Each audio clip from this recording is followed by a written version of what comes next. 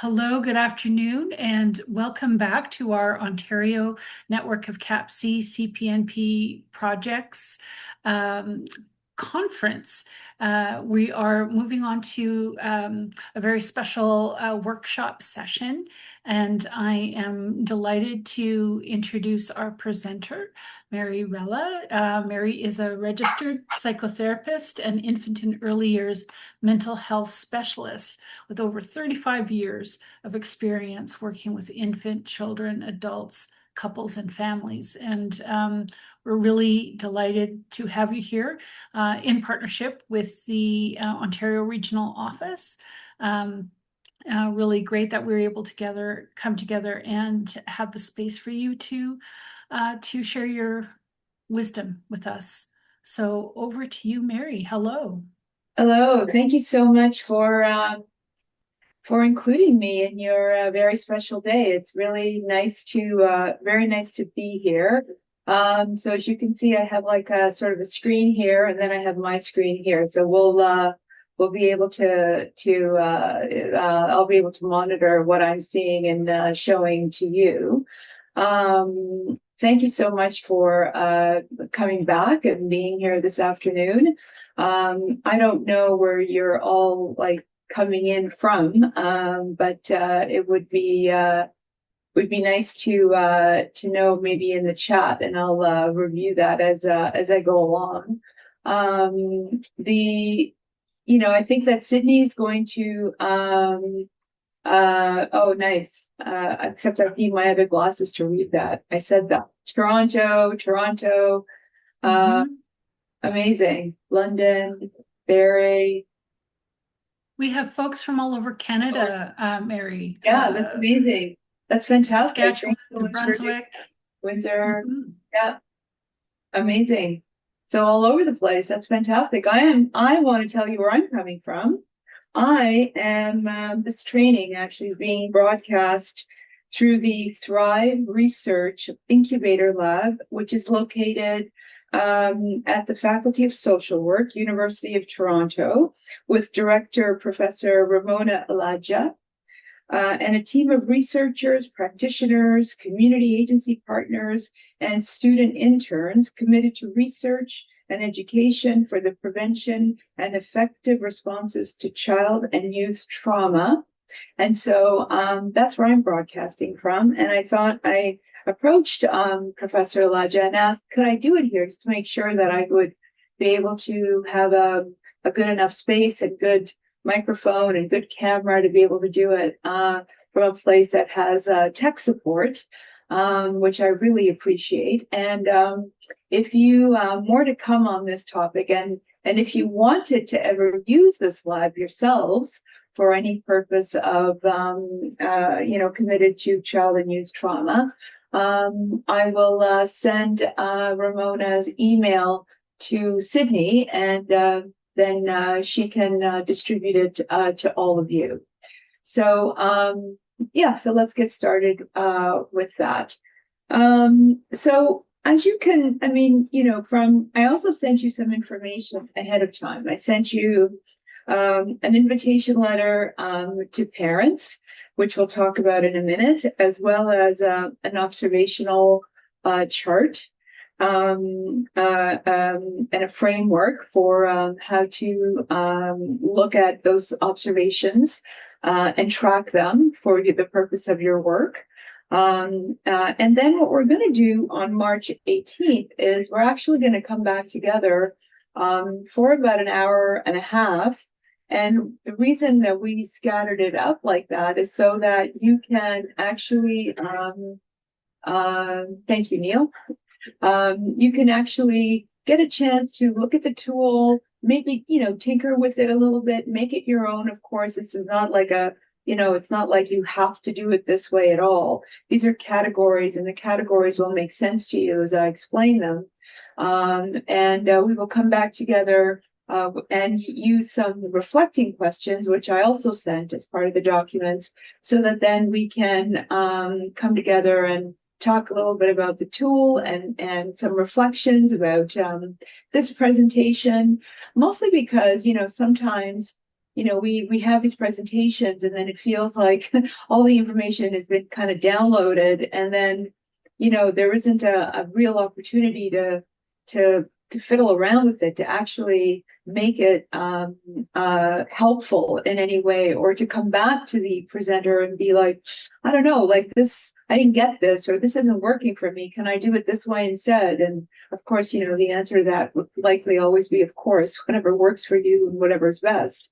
But being able to talk about it a little more, and talk about it without the, necessarily the slides, and even give some case examples, and have me give some case examples for you as well. So yeah, so that's kind of where we're going to start. All right, so how do I know what my baby needs from me? Knowledge, tools, and interventions to promote and or repair security. So let's start with this little case example that we can start with. So the presenting problem is a 4-month-old infant who comes in with a mom who is extremely stressed. And what we know, that colic is a behavior that's described, and it's not necessarily an illness, or is it diagnosed? I'm not sure about that. Like, I think that there's probably the answer is probably yes to that, but you know better than I do. But here's the background. The baby was born 3 weeks early at 36 weeks. And we know that it's common for babies to have sort of little of immature nervous systems when they're not full term. Making their behavioral signals more difficult to read sometimes, more reactive sometimes. And in this case, the baby was much more sensitive to environmental changes, and reacted very, reacted very intensely with crying when any kind of changes in the environment startled them, or had them be reactive in any way. And all medical attempts to help haven't been very successful. And mom has been diagnosed with postpartum depression, and she's struggling with feelings of inadequacy in her parenting. And mom was prescribed depression medication, but as she didn't find it helpful. And suddenly in the visit, or during the visit, a sudden noise in the environment startles the baby while it was asleep, and the startle very quickly the baby reacted with they're crying, and crying intensely, and almost immediately, the mom is observed to look defeated, scared, anxious. She's quite fatigued, and she mostly just looks helpless and doesn't really know what to do.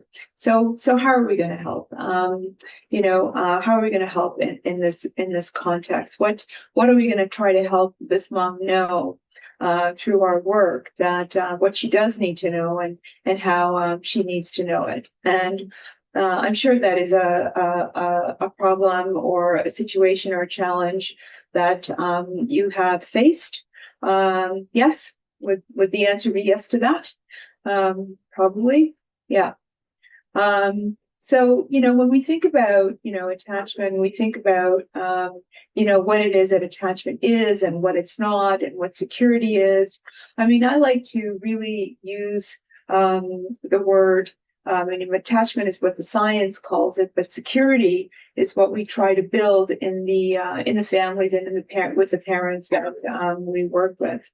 And attachment is extremely heartwarming knowledge to have, and it's heartwarming because we want to make it very helpful to families that we work with, and not unhelpful to them by trying to make it something that it's not, or creating attachment as the subject matter to be so, more pressure cooker, more anxious making than it ought to be. So, to be able to sort of see it and experience it as heartwarming is probably really significant. So, let's start with, infants are completely dependent on their caregivers, and caregivers are, vulnerable to their own past and ongoing whatever adverse experiences they would have had growing up, their traumas, and whatever stressors that they have in the moment. So sometimes those two things together become problematic in a relationship, and we see some of those issues in the dyads and in the families, that we see.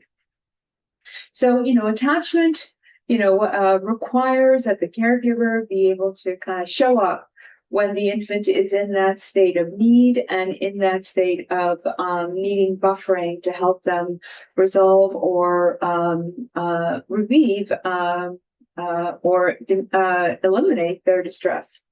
That the caregiver can meet that need in a manner that helps the child return to calm is really significant and important, and contributes to what we understand as security in that relationship. But it's not easy, because what we do when we think about attachment is that we become sort of, overly focused a little bit on the caregiver. And that's kind of where our focus is. And I'm hoping that by the end of our talk today, what you'll be able to really appreciate is that it's not just the caregiver, it's the entire relationship that we look at, because the relationship develops a pattern together, and that pattern together helps us to really appreciate and understand where some of the ruptures might be, what is it that we need to be helpful with. And if we're only paying attention to the caregiver, then we miss the point. So how do I know what my baby needs from me? And this letter that I gave to you and provided for you, this letter is it's an invitation to caregivers, and what this invitation to caregivers really is an opportunity for you to share with them this letter. Because when I was thinking about, how do we get this information out to caregivers? Well, the first thing we might want to do is just give them the idea of, the relationship with the baby. Their baby makes all the difference to, their baby's brain and emotional development, and the security that they create and how they buffer that distress is extremely important to them. And so being new to parenthood will bring up many questions that may cause distress if caregivers feel like they don't know who to turn to for answers, or if they feel uncertain about their growing relationship with their baby. And, I'm really hoping that letter, if you can maybe give it to caregivers, and being able to, it's an invitation. It's sort of like, listen, everybody's a newcomer to parenting. Even when we are, even when we have more than one kid, sometimes the next one comes along and it's a whole other experience, and it's a whole other, important, significant information that we need to know about that baby. And so being able to provide for them, something that says, listen, this is normal. Having questions is normal. Not knowing what to do is normal. It's okay to ask questions. It's okay to be able to reach out to us. And I'm really hoping that this presentation will help a little more, or at least confirm. Maybe everything I'm going to say, which is amazing and fantastic. It's wonderful. And maybe by the end of it, you'll be able to provide more confidence in yourself, to being able to say, yes, I knew that. I'm glad I knew that. And what I'm doing is perfectly reasonable.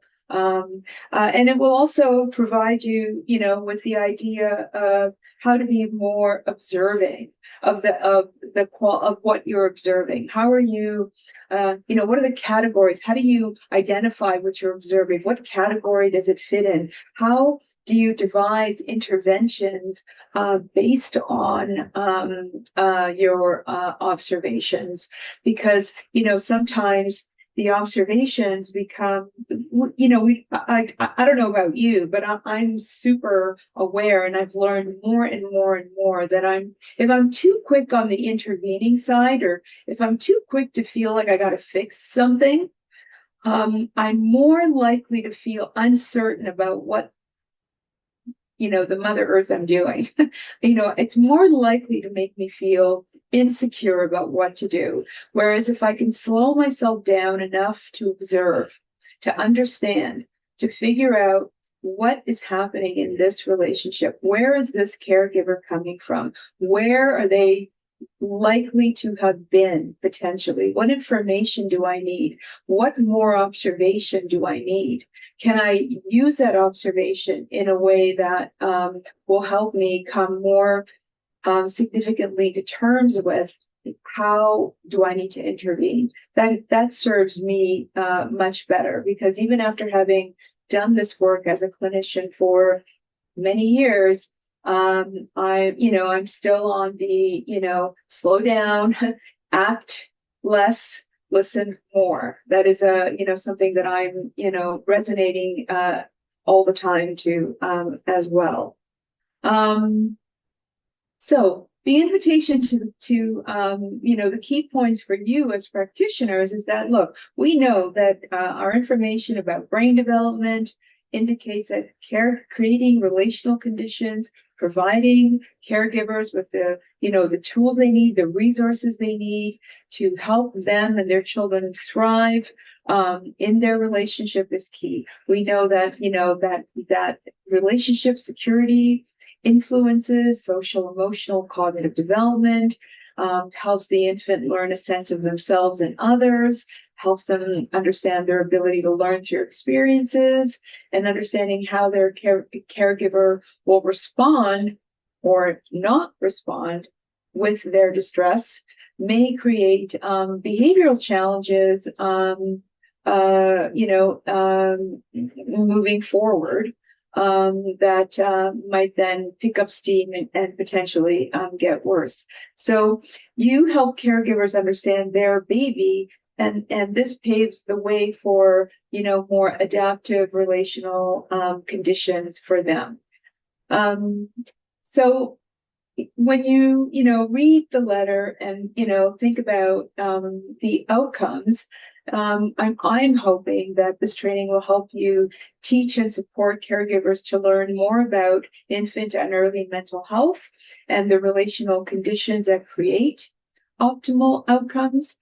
Learn what might be interfering with their ability to understand security for their baby. Maybe it's something they've learned, or something they know, or something they're being told, and how these factors may influence their current ability to understand what their baby needs from them. And also to learn how they can develop security patterns, and potentially for you to be able to know a little better how to repair any ruptures which may have already happened in their relationship without sufficient repair yet. One of the things that is so significant for me, that I like to say almost everyone I work with, including the clients that I see, whether they're adults and in couple relationships, or individuals, or working with young children and the caregivers and the young children, is that I really believe in relationship. I really do, 100%, 100%. Could not be doing this work for 35 years without that belief system. And I'm really sure that most of you probably are in the same boat, and for the newcomers on the team, folks who have not, been in the field for long enough, I hope that you pick up steam in your love of this work and in the love of supporting relationships, because despite the fact that there are adverse issues have happened in relationships, it always amazes me how a relationship can heal, how a relationship can feel different with some changes, some differences. So I invite for you to hold that as we move on in our presentation. So, as I've already said, part of this work also involves that, attachment has a reputation for, viewing parents as the source of their children's behavioral problems. And, attachment actually helps us see the child parent in relationship to each other. And no matter, what you might have, heard in the past or already know, which is great, the idea here today is that what we're looking at, we talk about caregiving behaviors, we talk about caregivers for sure, but most importantly, what I want to help you be able to really appreciate and understand is that, and certainly I want you to, you may already know this, but I also want you to know that I know this, which is that, when we're looking at repair, we're looking at the entire relationships, all of the, the patterns of how the caregiver responds to a baby's cue for distress, responds to their baby's cue for autonomy, and what their baby does in response to that is really important, because that is what we want to be able to see and understand better together. And, to be able to see that, we're here to be helpful to the relationship. So what's our learning objectives? To learn how the infant forms an attachment pattern in response to caregiving behaviors, and how the dyad negotiates security together. How have they learned to do this together? So we're going to learn about, what attachment, as part of our work, part of our talk today, what attachment categories are called, but I'm less interested in what they're called. I'm more interested in helping you understand what is the pattern that we're looking for. And by pattern, I mean something we're observing over and over again, not like a one-timer, because, for those of us in the listening audience who have young children, or, who are have young children in their lives, we know that young children flip and do, and they present in different ways, up and down, all over the place, all the time, depending on the situation. So what we're looking for is patterns, something that is repeated and repeated, and something we can, reliably predict to happen. So the next is to learn which caregiving behaviors promote security and which ones don't promote security, which ones actually promote insecurity, and why. And to understand the infant's experience of the caregiver showing up, available, and ready to receive their repair and distress is significant. And to increase your observational skill in identifying attachment patterns in the caregiver-infant relationship. And to increase your capacity to support repair, security, and the tools to better support caregivers, some of which we'll talk about in terms of how to help parents, what might be helpful to parents, so that you can have some of these tools in your toolbox. So here's the observation and intervention framework. This is an observation framework that I've developed, and also a framework that helps me better understand infant and early mental health, and how the dyad begins to come together, as well as what helps the infant learn more about themselves and what to do in order to stay close to their caregiver. So, caregiving relationship, influences how and what an attachment pattern between the infant and the caregiver and the infant becomes. It is a negotiated security that they develop together. And that's what we know to be attachment. And that's what we know to be the attachment relationship.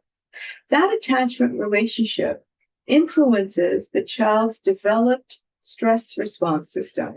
And what I mean by that is that the child will either learn how to co-regulate and learn how to co-regulate with their caregiver, or see their caregiver as a co-dysregulator with them. And that in turn helps, to develop the child's social emotional development. Now, in order, to do that, I've developed this kind of observational intervention framework guiding tool. And so I'm going to introduce it right now. And we're going to definitely kind of use it and go over it as my talk progresses. But I just wanted to give you a sense of, what it is. So the most important thing is that, many interactions between caregivers and their infants and young children form the basis of what their relationship is. And some of these interactions are positive and help support security, and some of these interactions are not positive and don't help to support security as a pattern. So, not parenting is not perfect, and we'll learn the significance of that in a couple of slides down. But the most important is that, what we're looking for is patterns, as I said. So this framework was designed for practitioners, although I like to share it with caregivers, to help caregivers use strategies to internally promote co-regulation in their relationship with their child so that it can help them manage and understand how to manage their child's distress in order to form security. So these are guiding questions. So the guiding questions come in all of these categories, and they're, a bit, color coordinated, and they sort of, look like, oh, and this is how to record them. So in other words, are you recording them across situations, whether it's in free play, in transition, in feeding sometimes, in at times of distress, at times of, when they are exploring with each other. And so to be able to use the observational tool with some very specific questions, and I'd be so interested to hear if you come up with your own questions. I love to build based on what others tell me. So it's kind of like looking at this and thinking, okay, what's the date? What situation am I in at the moment? What are the child's behaviors? What's the possible meaning of these behaviors? And what are the caregiving behaviors that I am observing? And what possible meaning, do I have from them, right? What are the possible child responses that happen? And then, being able to understand if these are possible meanings. In other words, I might need to inquire with the caregiver, tell me a little bit about what you were trying to do in this situation so that then I can have a better meaning. And from that, I will then be able to understand an intervention that I might want, and then to be able to deliver the intervention, and then to see if I've noted anything. So these are all the questions that go into the categories. Don't worry about, we will definitely go through all of them as we move along this afternoon. However, before we go any further, there needs to be a bit of a warning, because whenever we talk about, attachment, we talk about patterns of caregiving and care getting, it is bound to trigger for us, feelings of guilt, may trigger unresolved childhood issues, even might make you think about your own upbringing, your own quality, might make you think of, behaviors that you have with your own children, potentially, or have had with your own children. Maybe you had to leave a crying toddler at childcare this morning as you rushed back to be on time for this meeting. Listener discretion is advised, and please know that whatever it is that you need, you can take care of yourself. I mean, we're going to go through for the whole time, but how you look after yourself is super important. So please do that. I'm also going to stop periodically and just ask Sydney if there's any questions, and you can either unmute actually, for the purpose of today, maybe just put your question in the chat box, and then we can address it here, or we can address it when we meet again on the 18th. So, okay, so please, listener discretion.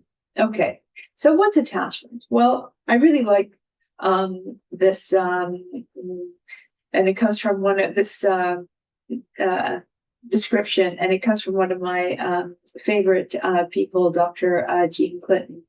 So, attachment is the activation of the infant's brain network to seek comfort from adults when in need of protection or in a state of distress. So, being able to know that when the child is in distress, that the caregiver can go to that child, listen for the distress, and manage that distress in a way that is helpful for the child to return back to calm. So, John Bowlby and Mary Ainsworth developed the attachment theory. John Bowlby and then Mary Ainsworth further, and then Mary Main helped us to develop the categories of attachment. And we continue to look at those categories and look at, understanding what they mean and how they get activated. So babies need to thrive emotionally and physically. We know that. And so to do this, they require a caregiver to be there to be able to relieve their distress when they're in need of protection and care. And when that happens, if the caregiver is able to be able to be there. So the attachment system is activated when the infant is, in need of distress, sick, scared, and hungry, any sort of, physiological feeling for the infant promotes a feeling of distress. And what makes an infant feel scared? Well, anything, everything, because they don't have executive functioning to help them know that, this is hunger, it'll go away as soon as I eat, or this is this feels like this wetness, on my body feels terrible, and it will soon be relieved when my diaper gets changed. So, being able to know that distress is paramount for the infant, and for the caregiver to know that their main job is to be relieving of that distress, especially in the first year. And one of the things we've learned is that, every single cry is an indicator for distress. So every single cry is, we're helping caregivers know that them attuning or tuning into that cry is not spoiling their baby, it's relieving distress. And every time they move in and relieve distress, in a calm, managed way, helps the baby learn that when I'm in distress, I can cue, and when I cue, my caregiver can come and relieve them. And you'll hear me say that in a few contexts this afternoon. So we all begin as infants. So infants are born with attachment behaviors. We're biologically driven to look for the relationship and to cue proximity. So we're relationship ready. We're unable to relieve distress, hardwired to seek proximity. That's what crying is. It's like, I need you, I need something. Those neural pathways are set with that particular relationship, and attachment exists always, regardless of the quality of attachment. And it takes the first year to consolidate attachment patterns. On the one side of the relationship, the caregiver acts on their biological drive to care for the infant. And what that means is that, the infant is born cueing for proximity. The caregiver also moves towards the cry. If you notice, even young children, you hear a crying, you hear a cry of some sort, right? A yelp of some sort, even, with like, we move towards it. We want to know where it's coming from. That is on the side of the caregiver. And on the other side, the infant is primed to alert the adult to meet their needs. So this beautiful combination of, I hear what you need, I turn towards it, and I know how to cue you right from the very beginning to my distress, helps the relationship move. So to survive from the very beginning,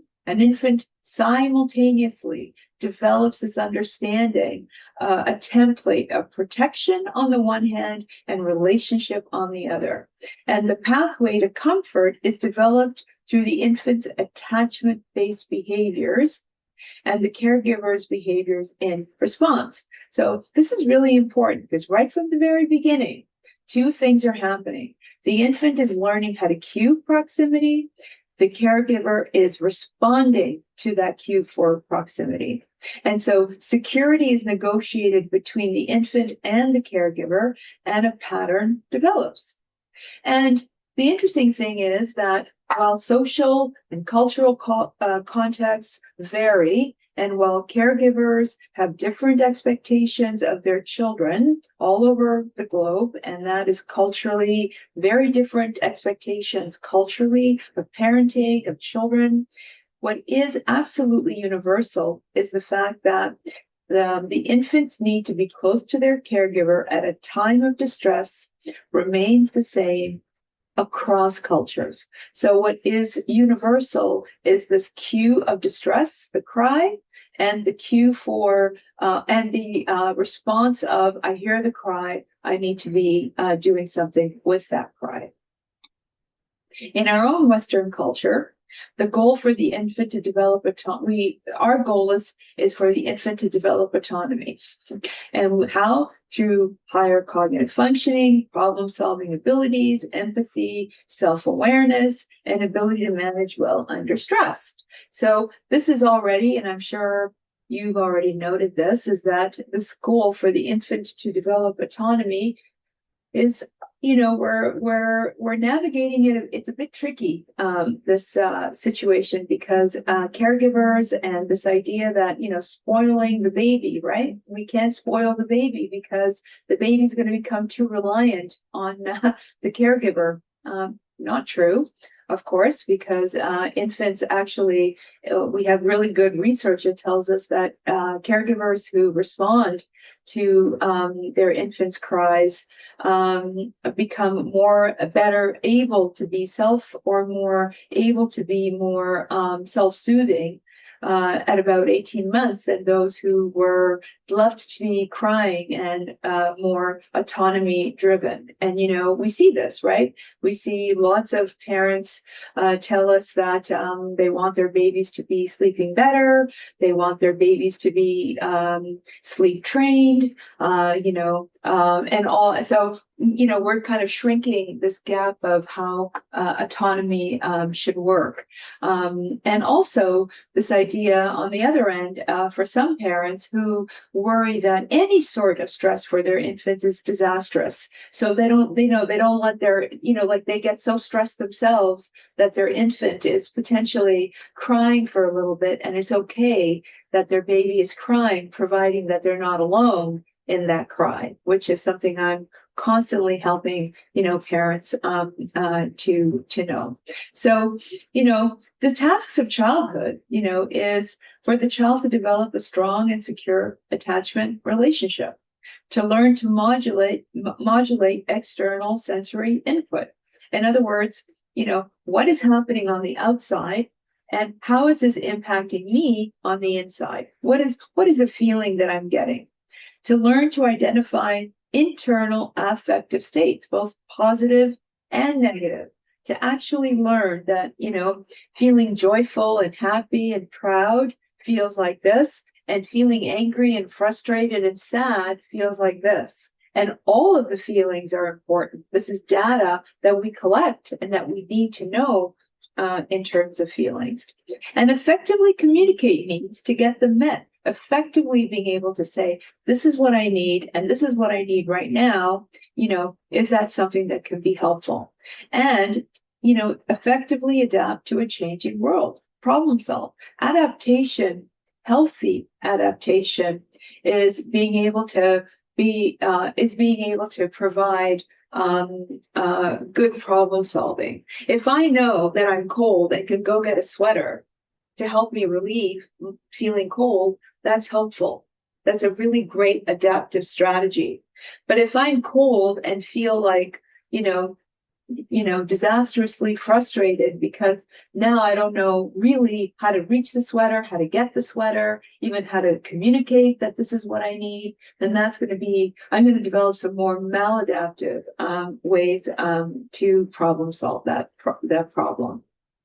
So really, there's no such thing as a baby because the baby lives in the context of the relationship. And so, I want you to, you probably, a lot of you have seen the still face before. And we're going to watch it here for the purpose of looking. And what I want you to be observing of here is, the serve and return for sure of the mom and the baby. But I want you to be able to pay attention to what it is that the baby does in relationship to when the mom becomes still. Babies this young are extremely responsive to the emotions and the reactivity and the social interaction that they get from the world around them. This is something that we started studying 30, 40 years ago when people didn't think that infants could engage in social interaction. In the still face experiment, what the mother did was she sits down and she's playing with her baby who's about a year of age. I'm like a girl. Oh. And she gives a greeting to the baby gives a greeting back to her. Yeah. This baby starts pointing at different places in the world, and the mother's trying to engage her and play with her. They're working to coordinate their emotions and their intentions, what they want to do in the world. And that's really what the baby is used to. And then we ask the mother to not respond to the baby. The baby very quickly picks up on this, and then she uses all of her abilities to try and get the mother back. She smiles at the mother.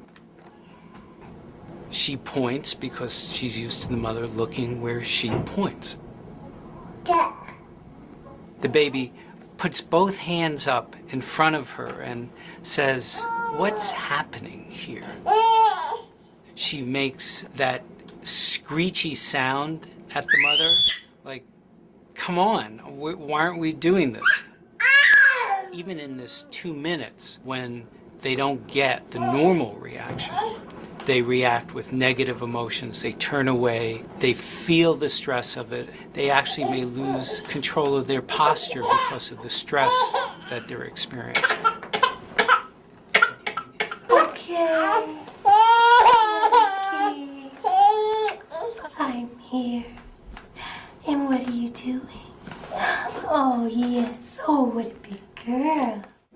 It's a little like the good, the bad, and the ugly. The good is that normal stuff that goes on, that we all do with our kids. The bad is when something bad happens, but the infant can overcome it. After all, when you stop the still face, the mother and the baby start to play again. The ugly is when you don't give the child any chance to get back to the good. There's no reparation, and they're stuck in that really ugly situation. So, I think that part of what's really significant and important is that, we understand from that still face, right? That, harmony, disharmony, repair, harmony, that's what we get from that still face experiment. Aside from, that the baby dysregulates when the mom comes back and is like non-responsive. What this little baby has learned, what she does with her mom is something that she's learned with her mom in order to get her mom back to pay attention to her. This baby, we know for sure, has experienced many, many, rupture, repair kind of sequences with the mom because she knows how to get the mom back, right? She's not just giving up. So what's really significant about, that piece of, work that Tronic taught us is that this idea of observing harmony, disharmony, repair, back to harmony is something that is significant and very important, because it's a baby who can move through this countless times. What they actually learn and develop is the opportunity to have hope and to have opportunity to know that repair is coming. As we could see from this little baby, right? She ain't giving up. She's like, I'm trying this, I'm trying this, I'm trying this.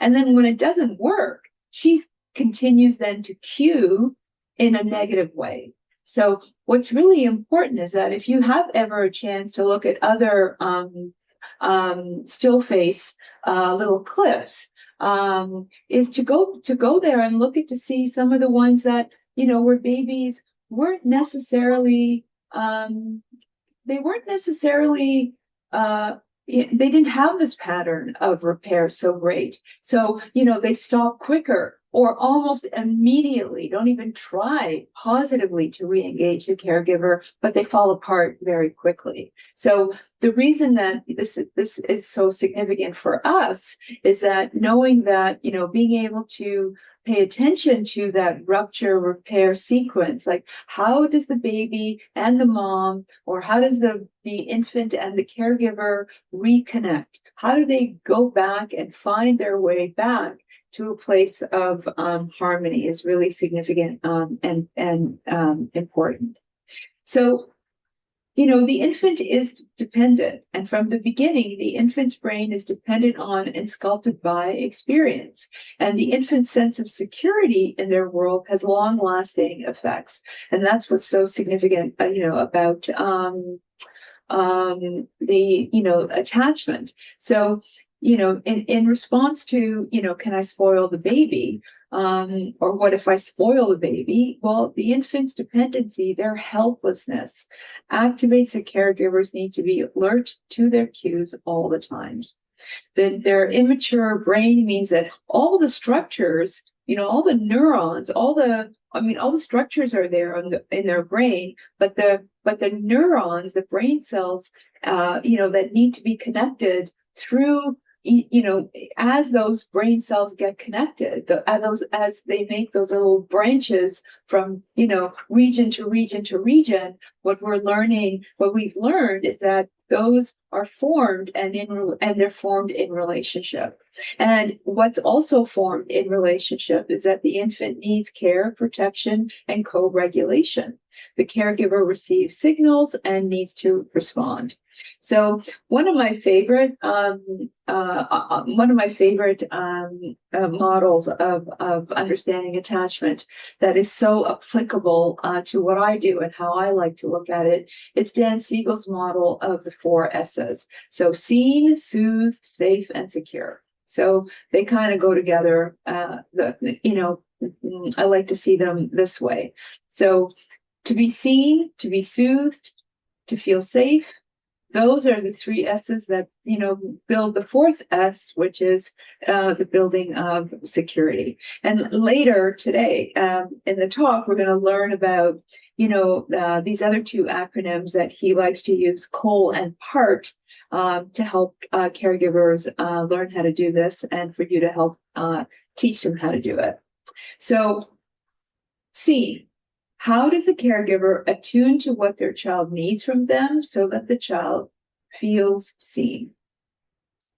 How does the caregiver help the child connect their behavior to a feeling they're experiencing so they learn their feelings have meaning, and this is what helps them to feel soothed? How does the caregiver help the child process the feelings so that the child feels understood and starts to understand that the behaviors that they have go with this feeling? Oops, sorry, I want to say something else here. So in other words, to be seen is to attune. To be soothed, soothed means that, if I feel understood by you, caregiver, then I can feel soothed by you. And you help me connect situations in this kind of a way, and that helps me eventually understand what's actually going on. And in the meantime, I'm going to feel connected to you. I'm going to feel understood by you. Our brains are constantly trying to make meaning of the experiences that we're having. So the caregiver, through the S's, helps the baby, they start with, behaviors. They start to narrate their behaviors, right? Thoughts, feelings, behaviors. The whole process is called the experience, right? So being able to, parents do this very easily in some ways. And this is where I like to help the caregiver narrate their baby's experience when they're doing it naturally. So, the mom or the dad or whoever is with you, and the baby cries, and the mom immediately, or the caregiver immediately, starts to say something like, oh my goodness, you're tired. Okay, it's time to sleep. You're tired. So what that mom or caregiver is doing there is being able to be like, okay, I see that these behaviors, right? You're crying, you rubbing your eyes, is telling me that the feeling you're having is called sleepy. And that baby can't put those connectors together, but the caregiver does it. They become the thought. And so what the parent does is they narrate the experience for their infant. And eventually, that continues with all kinds of things. What I find is that for the caregiver, that happens to now be my role when I have a caregiver who's coming in and being able to need from me some understanding of what's going on. So I become the thought for the caregiver. I help them feel seen. I help them feel soothed. I help them feel understood, so that then they can, do what they need to do for their infant. I'm the one narrating their behaviors first. I always go to behaviors first. What I'm observing is this. Do you think this is coming from, some feeling you have called potentially this? Like, and can you tell me a little bit about if I'm right? Am I on the right track? And then I might say, help me understand what's going through your mind right now? What are you thinking? So that then they're able to potentially understand that better for their infant. So in all, like, relationship is everything to the development of emotional regulation and problem solving. And, brain development, the attachment relationship and brain development are hugely connected. That interactive relationship, the serve and return relationship, mitigates toxic stress. And what's toxic stress? Toxic stress is chronic stress. So an infant who, is left crying for long periods of time, whatever that long period might be, and it depends on infants, depends on their stress response system, right? That becomes chronic. And then that chronic stress can develop into other problematic or difficult behaviors. So the relationship is key to help to mitigate that. So let's look at this attachment framework a little bit more carefully. But before we do that, any questions so far that are, anything about what I've said or what I've done? Hi, Mary. There are quite a few questions. I'll share one that Lee posted in the chat. And Okay. she asked, I can't see the chat, so can you read it for me? Happy to. She says, what simple things can you say to parents to help them understand when crying is okay and when it is not? It's easier to let them know when it is not okay, but not so easy to kind of discern when it is okay.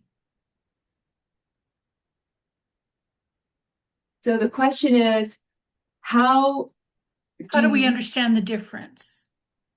How can we discern between when it's okay to let your baby cry? I would say that for an infant, we want to help the caregiver know that the infant's crying is, this is what I say to caregivers, and it tends to really make a difference. Because what I want to give them the message about is that an infant's cry needs buffering all the time. So what I say to the caregiver is this: it's not as important to stop your baby from crying. It's more important to just be with your baby while they're crying. Right. Because that then alleviates the pressure of, my, effectiveness as a parent is to stop my baby from crying. We actually have really good research on this, by the way. If we measure effectiveness with infants crying and caregivers, what we tend to learn is that mothers, and this was more with mothers, mothers tend to evaluate their efficacy as a mother, as a parent, by their ability to make their baby stop crying. And when I heard that, I thought, wow, because if you have a colicky baby, you're screwed. like it's impossible. It's not possible to make that baby stop crying. It's more important that we give the message that it is not, you don't need to stop the baby from crying. You just need to be with the baby while they're crying. Mm-hmm. And that baby knows that you're with them. And that baby knows that when they are with you and you are with them, despite the fact that they look like, their distress is super high, in fact, their cortisol levels are being managed better because you're with them. So that's what I say. Like all baby cry is important. And not only is all baby cry important, that to be with the baby while they're crying is what the goal is. If you stop the baby from crying, bonus. But if the baby doesn't stop crying and you're with them while you're trying to figure it out, that is the key. And we'll actually, I'll give you some really good evidence about that in a second. Can we take one more question? Oh, sure. There's so many. Let me try to pick one here. I'm so interested in all these questions. I just want to hear. How about there's a question here. How do we support and encourage parents to do some emotional work on themselves that they don't bring it into their anger or stress into the situation? Yeah. You know what? Hang on to that question. I'm going to address it a little bit later on. Yeah. Okay. Yeah. Let me continue and then we'll, but remember, you have a whole hour and a half for questions on the 18th. Yeah. Right. Exactly. Okay. Yeah. So this attachment framework, I've described it to you a little bit already. Being able to recognize that it is a framework, and I'm going to try to help you kind of see how it kind of fits together and why it's important. So attachment, I've already said how significant and important that is. The caregiving relationship, right? Let's start there. So this caregiving relationship, right? Caregiving behaviors that are most of the time, not all of the time, because we're not perfect. Maybe some of you are. I don't know. That's a lot of pressure if you are, but most aren't. So caregiving behaviors most of the time that are sensitive, responsive, demonstrate availability, and the capacity to be reparative are and promote security. And caregiving behaviors that are harsh, punitive, demonstrate unavailability, are frightening or frightened of the infant's need and proximity cues, represent behaviors that will promote insecurity. So why? Because infants immediately ask these questions. Is the world safe or dangerous? Who's there to protect me? How do I communicate with these people that I'm connected to? Infants learn to answer the questions, these questions almost immediately. So how I cue when I am in distress, how I cue when I need care, how we negotiate in the security is really what is happening in the template of, remember that simultaneous, how do I get protection? And what does this relationship that I'm in tell me about that? Caregiving behaviors that are attuned help the infant learn security-based strategies to stay close to the caregiver. Security-based strategies. We'll learn more about that in a couple of minutes. Attuned caregiving behaviors help the infant learn calming strategies for themselves, self-soothing, calming strategies, because they can learn something as they're being attended and as they're being connected to in a calmer kind of a way. If the caregiver demonstrates their understanding of the child, right, being seen, being soothed, being safe, then the child learns to feel understood in the relationship, and that creates security. So the infant learns from the caregiver all they need to know in order to be close to them. And the infant then provides, the strategies. They learn strategies based on those caregiving behaviors. So, being able, like infants make meaning about themselves in the world and with others. So we know that. And we know that care interactions are important. We know that. Guess what? They're messy sometimes, because sometimes caregivers don't know the exact answer to help their baby stop crying, or to give their baby exactly what they want, or to manage their toddler as they're going through, a bit of a meltdown, in the aisle of, the no frills. Maybe that only happened to me, but I mean, there's, there sometimes interactions can get messy. And so repair is what's critical. It is the repair that is meaningful, because it's significant in order to have babies feel like that optimism. And that is how security is developed. And that's why, this idea that, that your baby is crying and that your baby may even need some space from you while they're crying.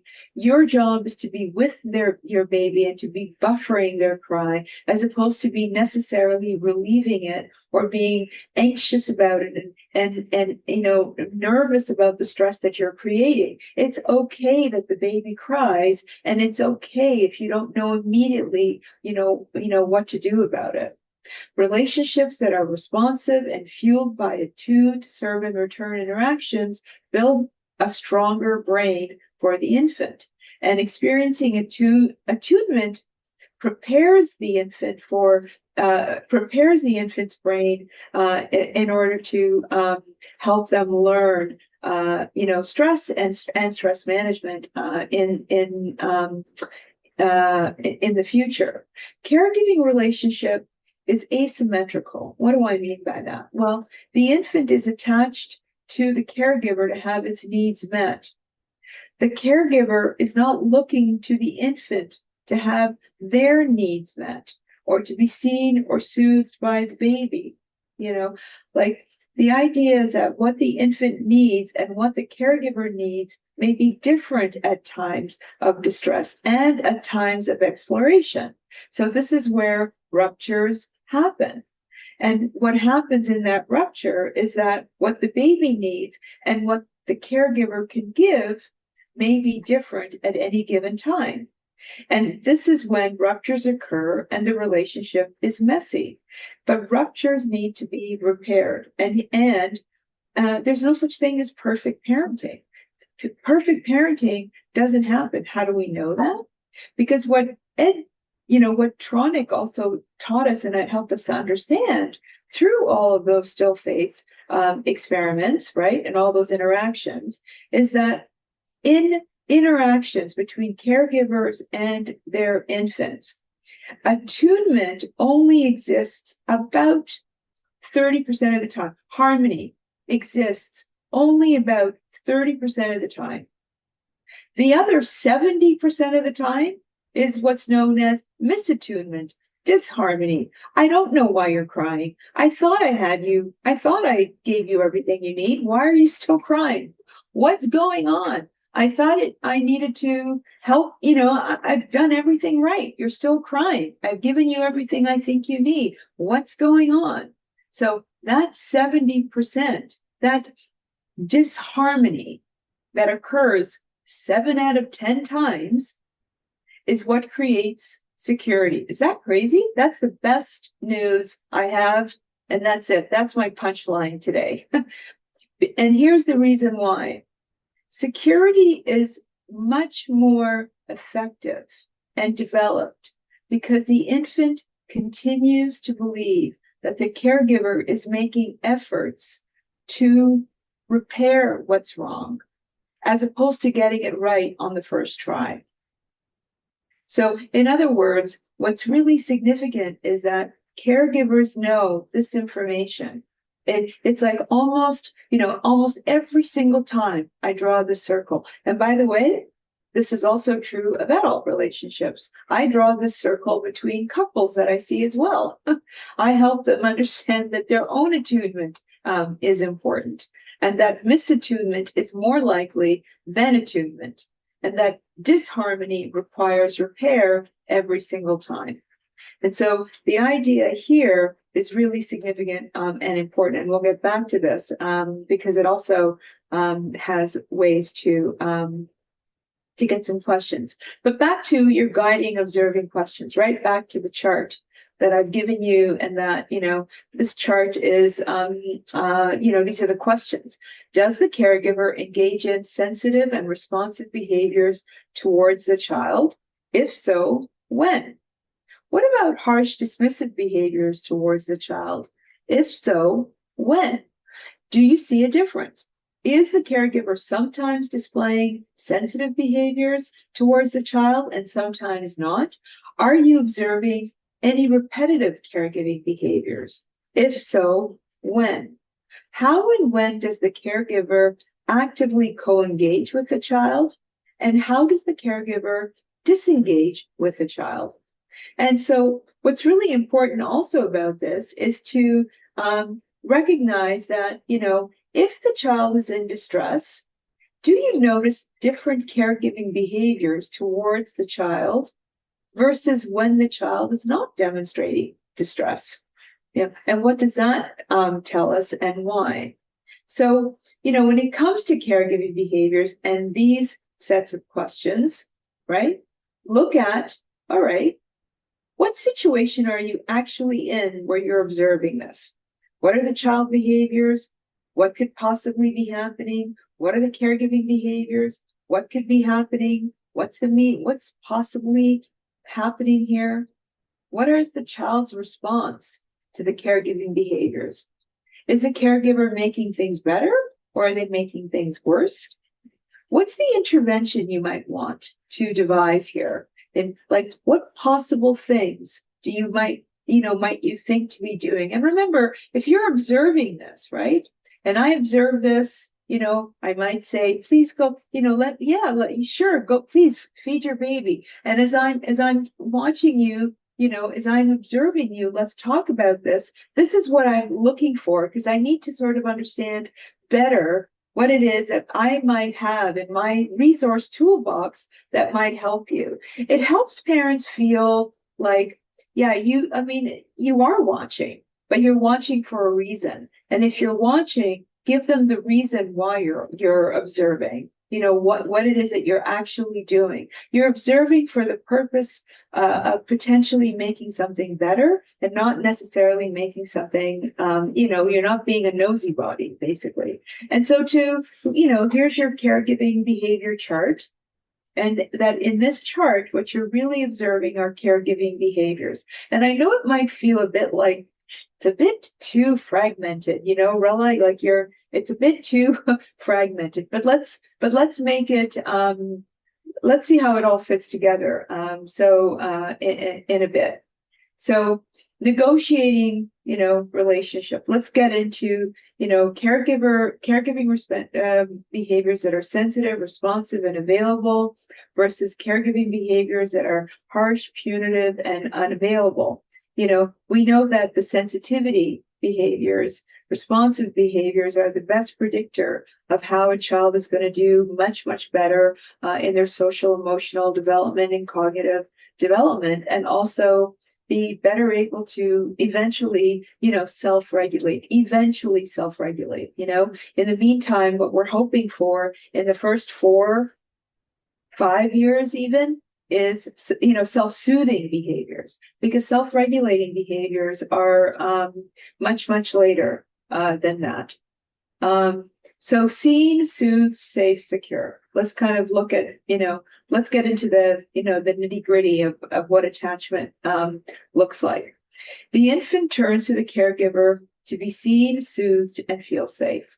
What the caregiver does behaviorally to soothe the infant at times of distress helps them learn a caregiving pattern, what to expect in their caregiving pattern, and what the infant learns, which is very important. Remember, the infant is dependent. What the infant learns is, how am I going to stay close to this caregiver? What is it that I'm going to be doing here? So the idea is that caregiving behaviors that promote security, well, we've talked about what they are, because the parent resonates with the baby. In other words, the parent understands the internal mental state of the baby and can connect to that internal mental state. In other words, the parent changes when the baby changes.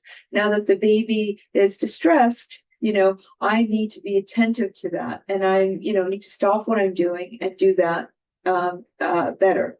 Caregiving behaviors that reduce the security, rejecting, frightening, being frightened, becoming disappointed, punitive, dissociative, over promoting attachment cues. In other words, like navigating every single possible, solution to every single possible problems, like you need me at every situation, being inconsistent in their caregiving, being intrusive.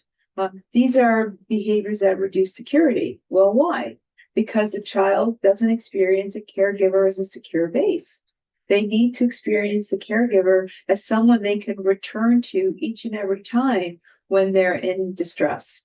So making connections is experience dependent.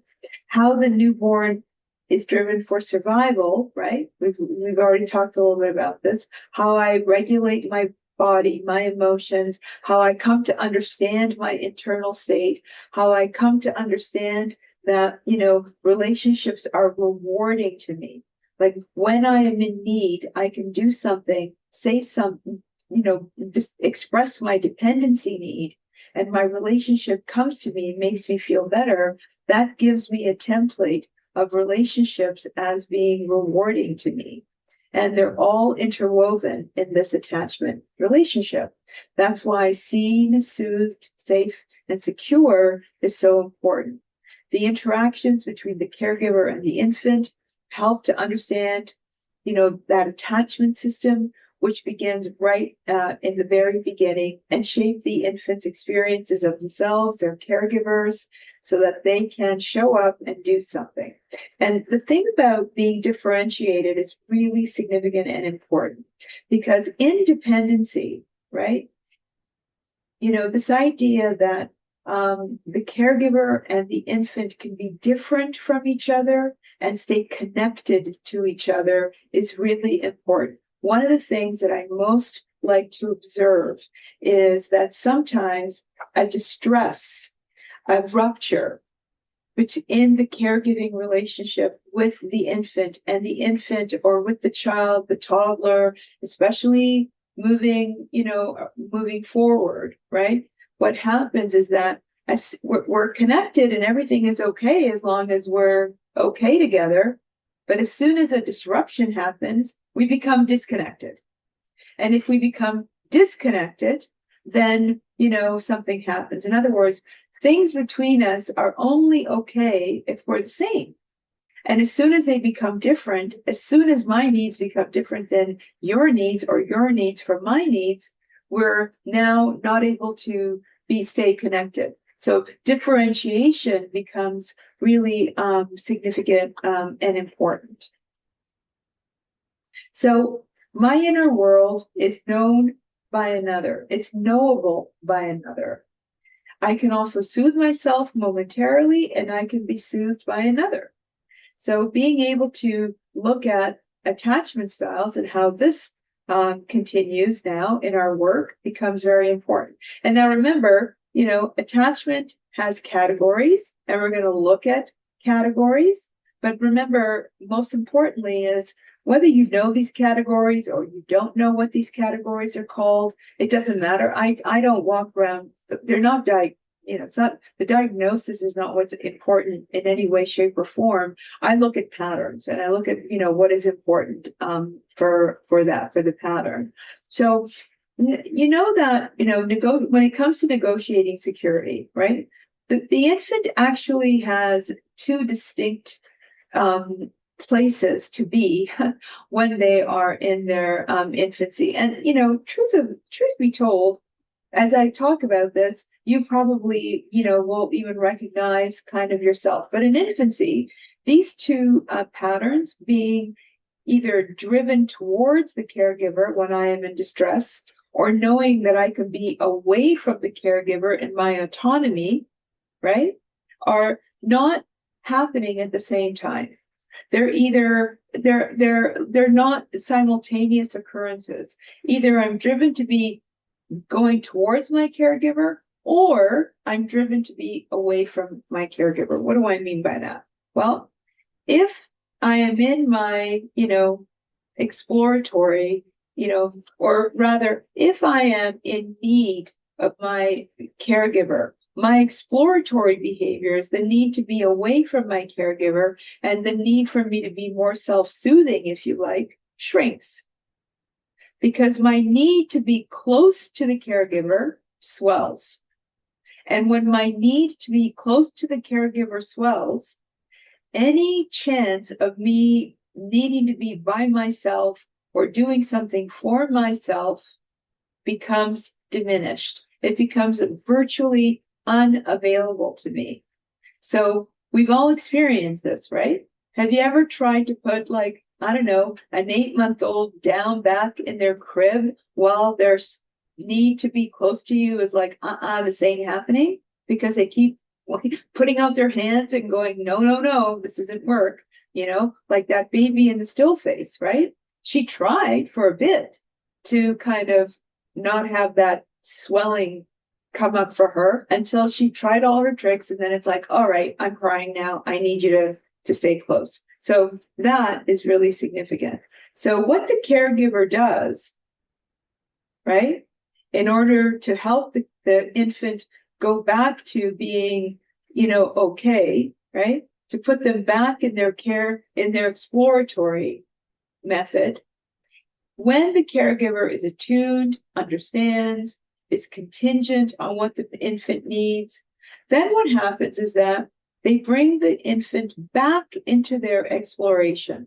Now that I feel safe and secure because you've seen me and soothed me, I can be away from you again. And my need to be near you shrinks, goes away. And that is the basis of attachment. If the caregiver knows what to do, if the caregiver knows that these two systems do not operate together, they only operate one at a time. If the infant is swelled in their need to be close to the caregiver needs to be able to be available and responsive to what they need, and that helps the infant move into exploration sooner and quicker. And this is why you can't spoil a baby. This is why helping the caregiver know that if they attune to the infant's cries, help them move back into their exploration, helps them eventually feel safer and safer and safer and more able to tolerate the distance between them. Your voice now can help me soothe. You're coming with a bottle, but you're not right here, right now, because 4 months ago, I needed you right here, right now. But now I can hear your voice, I can hear you coming, and that begins to soothe me. That begins to shrink my need of you. So these patterns, this is very significant because this is what secure attachment means. Secure attachment means to the infant, I can assert myself when I have a need and I get it met. I can be more autonomous and self-soothing, and I can engage in connection without losing who I am. I don't need to be different or be different in order for you to accept me. I can just show up as I am. I learned that I can be connected to my own dependency need, what I need, my attachment need, right? I feel scared, I feel hurt, I feel sick, I feel something that makes me want to connect with you. And I can be connected to my own dependency need or my own state of need without feeling it as a threat. I can stay connected to you and show you that I need you, and I'm not worried that you're going to reject that and create distance between us. I can also receive the needs of others as I grow up and I get, better at this. So being able to demonstrate dependency is really important.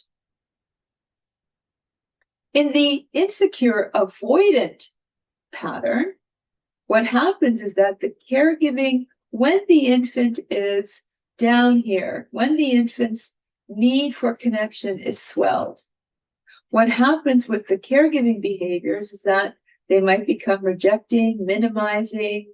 They may reject the negative emotion that the infant is experiencing, and instead positive emotion is better. So what happens is when you need me, I become more distant from you. I actually become irritated with you, rejecting of it from you. I might even get a little bit anxious and avoidant of you when that happens. So what the infant needs, learns is, when I have a dependency need and I've tried to come to you, our relationship is sticky. Actually, our relationship becomes less available to me. So in order for me to get back to my feeling better, right? Because we have to remember these two cycles, these two systems don't exist together. So if I'm in need of something and knowing that coming to you isn't great, guess what I'm going to do? I'm going to figure it out myself. I'm going to avoid you altogether, and I'm going to figure out how to make myself feel better. I'm going to avoid you, and I'm going to come and do this on my own. So what does that mean? Well, that's not a good thing, because what I'm actually learning in this situation is that I don't seek proximity from you. I don't actually know how to seek proximity from you. So that means that I have to develop different strategies in order to, figure this out myself. So do I feel safe? Yeah, I feel safe. Everything is okay. I know that you're going to keep me safe, but being seethed and being soothed is not reliable. It doesn't happen on a reliable basis for sure, and therefore there is less repair. We stay unrepaired in that, 70%. Like in that 70%, I'm less likely to come to you, and I'm less likely to rely that you are going to help me feel better. And so the rupture is experienced as a burden in the relationship. The caregiver has difficulty with the reconnection, and the opportunity to repair becomes missed.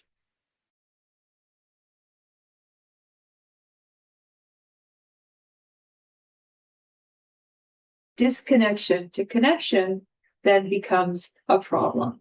So as a result, what strategy does the infant learn? Well, I'm not really being seen.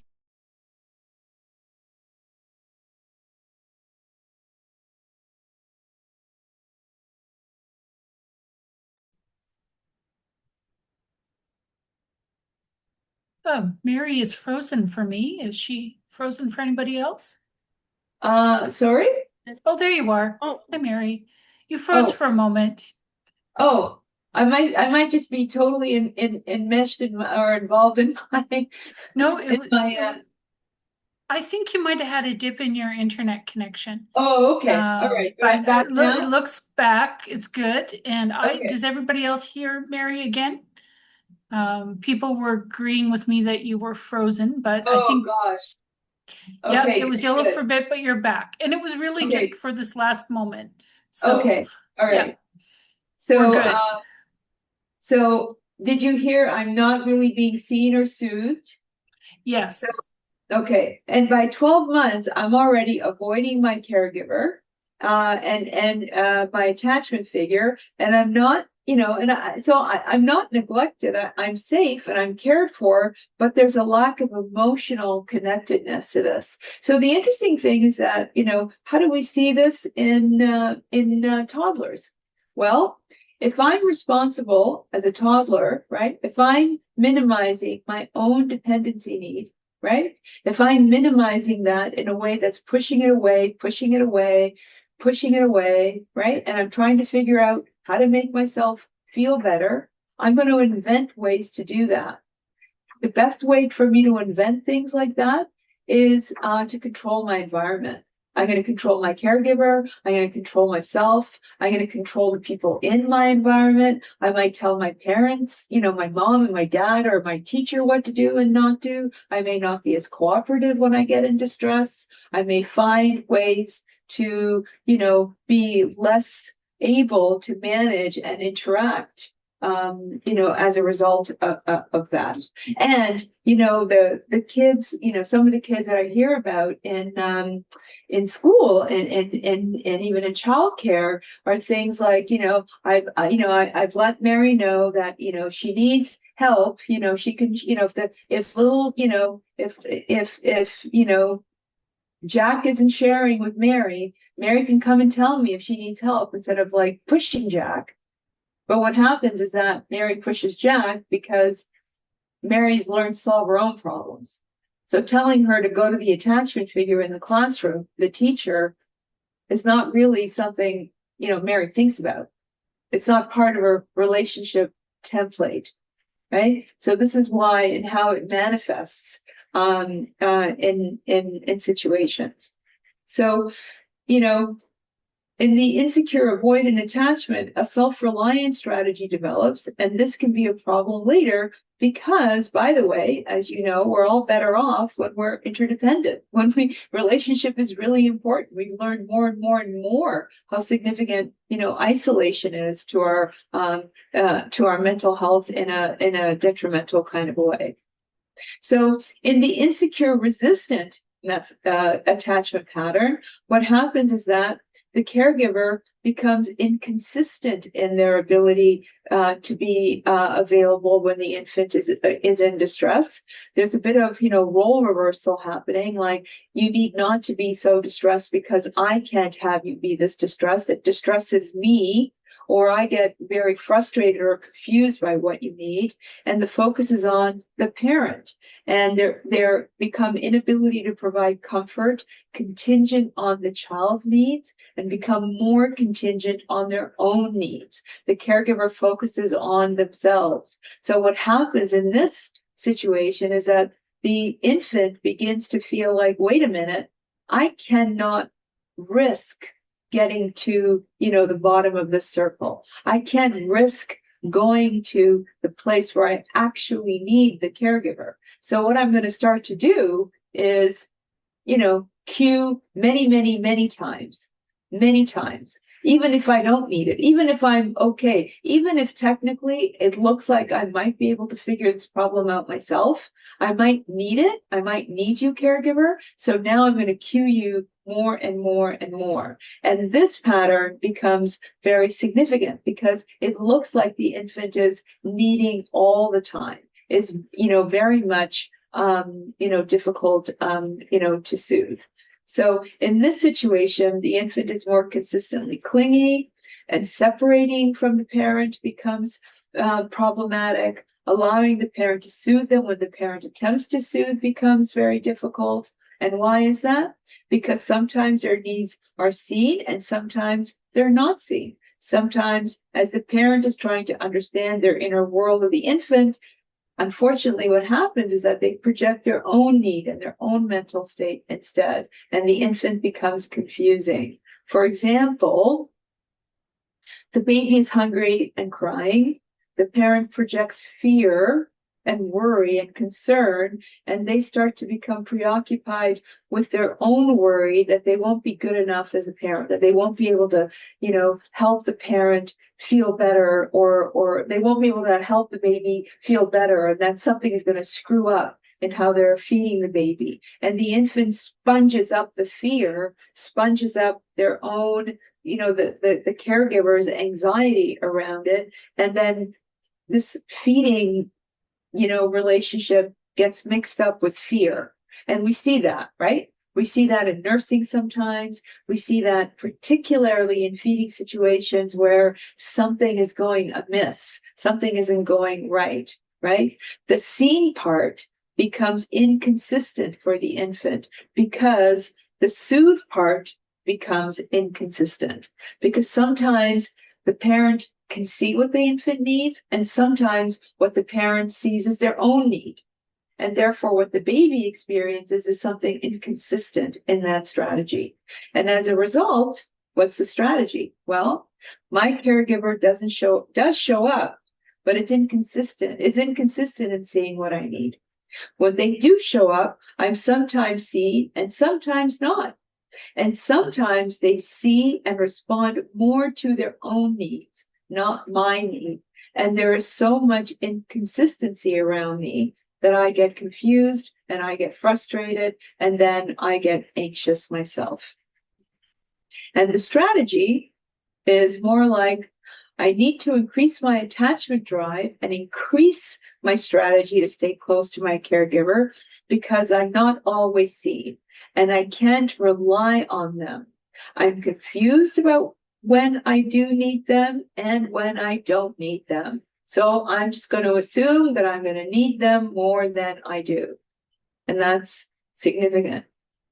So in adulthood, what we learn is that, from the adult attachment interview, and that is an interview that, that you can look up, and we do with parents to help us understand how they grew up and how they've learned to address their own kind of security in their relationship. But what we learn in that interview is that the parent shows that they're preoccupied with kind of leftover relationship issues from their own childhood, and that's what makes them, unfortunately, more inconsistent. If I was not good enough to my parent, I become anxious when I became anxious when I had dependency needs, because things went wrong when I had dependency needs and I didn't know what to do. Then I might get preoccupied with my infant, because my infant will now see me as not being able to soothe them. So I'm going to be misunderstood by my infant as well. So I'm going to fail to see and to soothe. So the difference between avoidant and ambivalent is avoidant creates disconnection with the caregiver. Ambivalent creates confusion for the infant. So the very different strategies are developed, and this wires different understanding of the self and the caregiver. We can see how these experiences would have developed a very different kind of organizing of the relationship. So again, what I want to stress here is that there is no way that a 2-year-old doesn't look ambivalent and resistant sometimes, and a 2-year-old doesn't look avoidant of the caregiver, like they want to put their own shoes on, thanks very much, and separating, even though it's gone perfectly well for the last little bit. Suddenly, the infant today does not want to separate well, and the infant does not want to, go to whatever class they, went to last week, no problem, right? These are, remember, not states. They're not, experience dependent. They're more patterns that we're observing more and more and over again. And even though avoidant and ambivalent are, and secure are organized strategies, right? The most distressing one is the disorganized strategy. And this is the one where the caregiving behaviors are hesitant, aggressive, intrusive, frightening, frightened. So in other words, it's not something the infant becomes stressed based on what the caregiver may be doing or not doing. Infants who witness violence are in this category most of the time, because not only is their caregiver threatened, but they're threatened too because their caregiver is threatened. Abuse happens in this caregiver, and the reason that this is called a disorganized attachment strategy is because it is disorganized. Sometimes it looks like this, and sometimes it looks like this, and sometimes it even looks secure. But what happens in this strategy is that the infant learns, I don't know how to need you. I don't know when to need you. I don't know what shape you're going to show up or if you're able to protect me at all. I don't actually feel safe. Not only don't I feel seen and soothed, but my safety is sometimes in jeopardy. And that creates much more difficulties, in the integration of myself and the other person.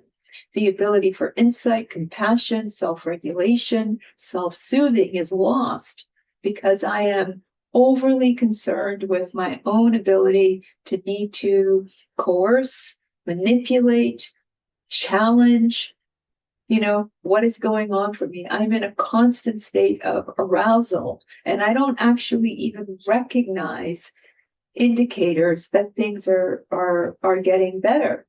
So, even when things are getting to be okay, I'm not actually recognizing the safety cues. And this is disorganized, attachment.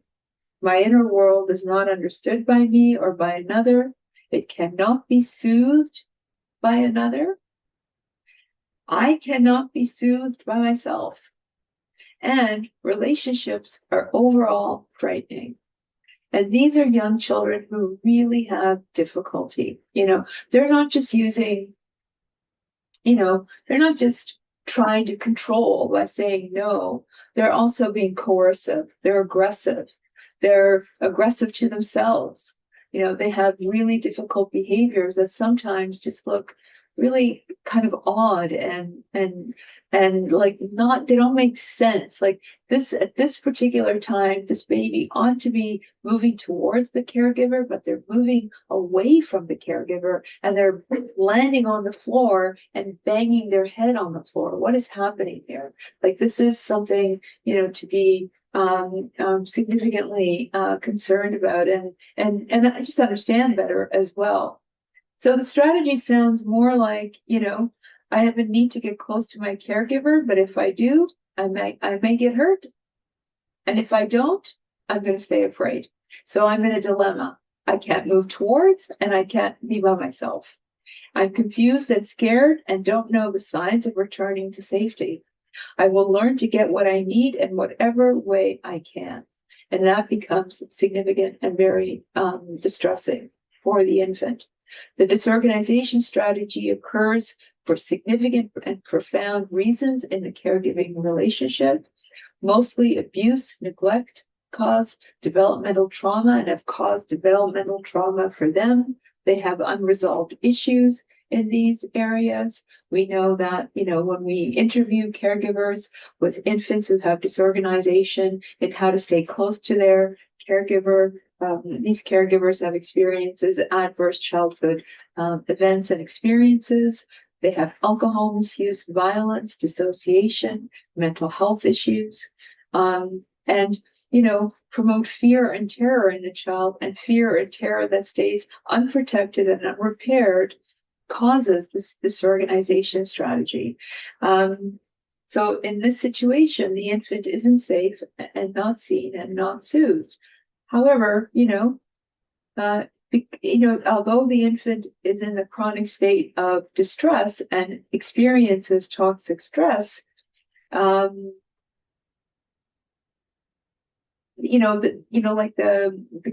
many times your caregiver isn't even, aware of what's happening, and because they're so preoccupied within their own issues, And what we know in the AAI is that the caregiver has themselves unresolved trauma and loss, and the parent may continue to promote trauma for their infant if, interventions. And these are interventions where we want to be able to, help caregivers go towards,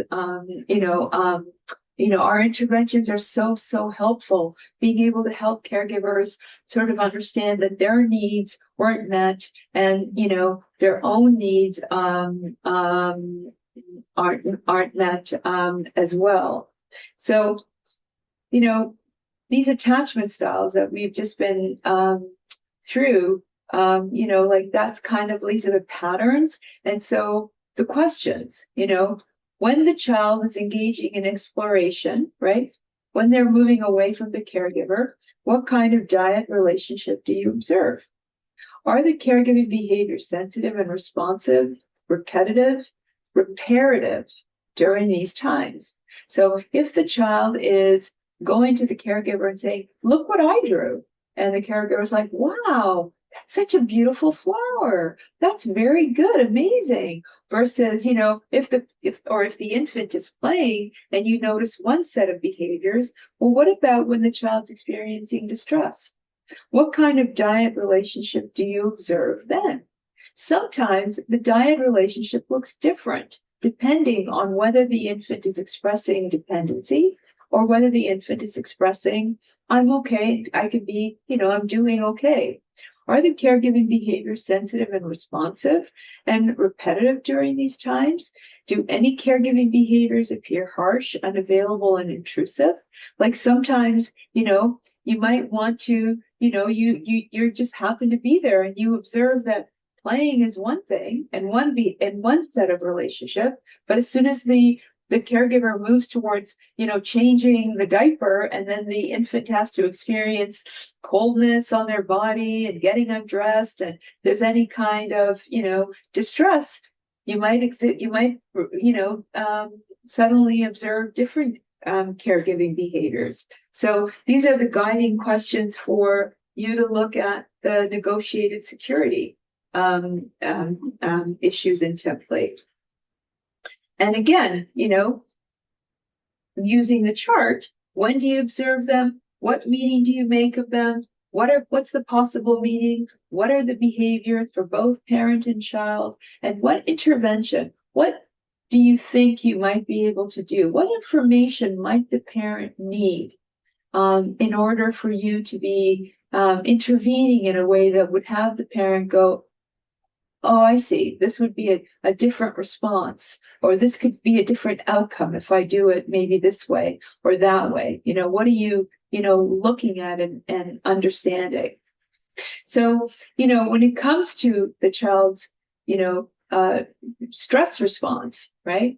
The thing that we need to most be observing here is, does the caregiver actually attempt to co-regulate, or does the caregiver not co-regulate, co-dysregulate?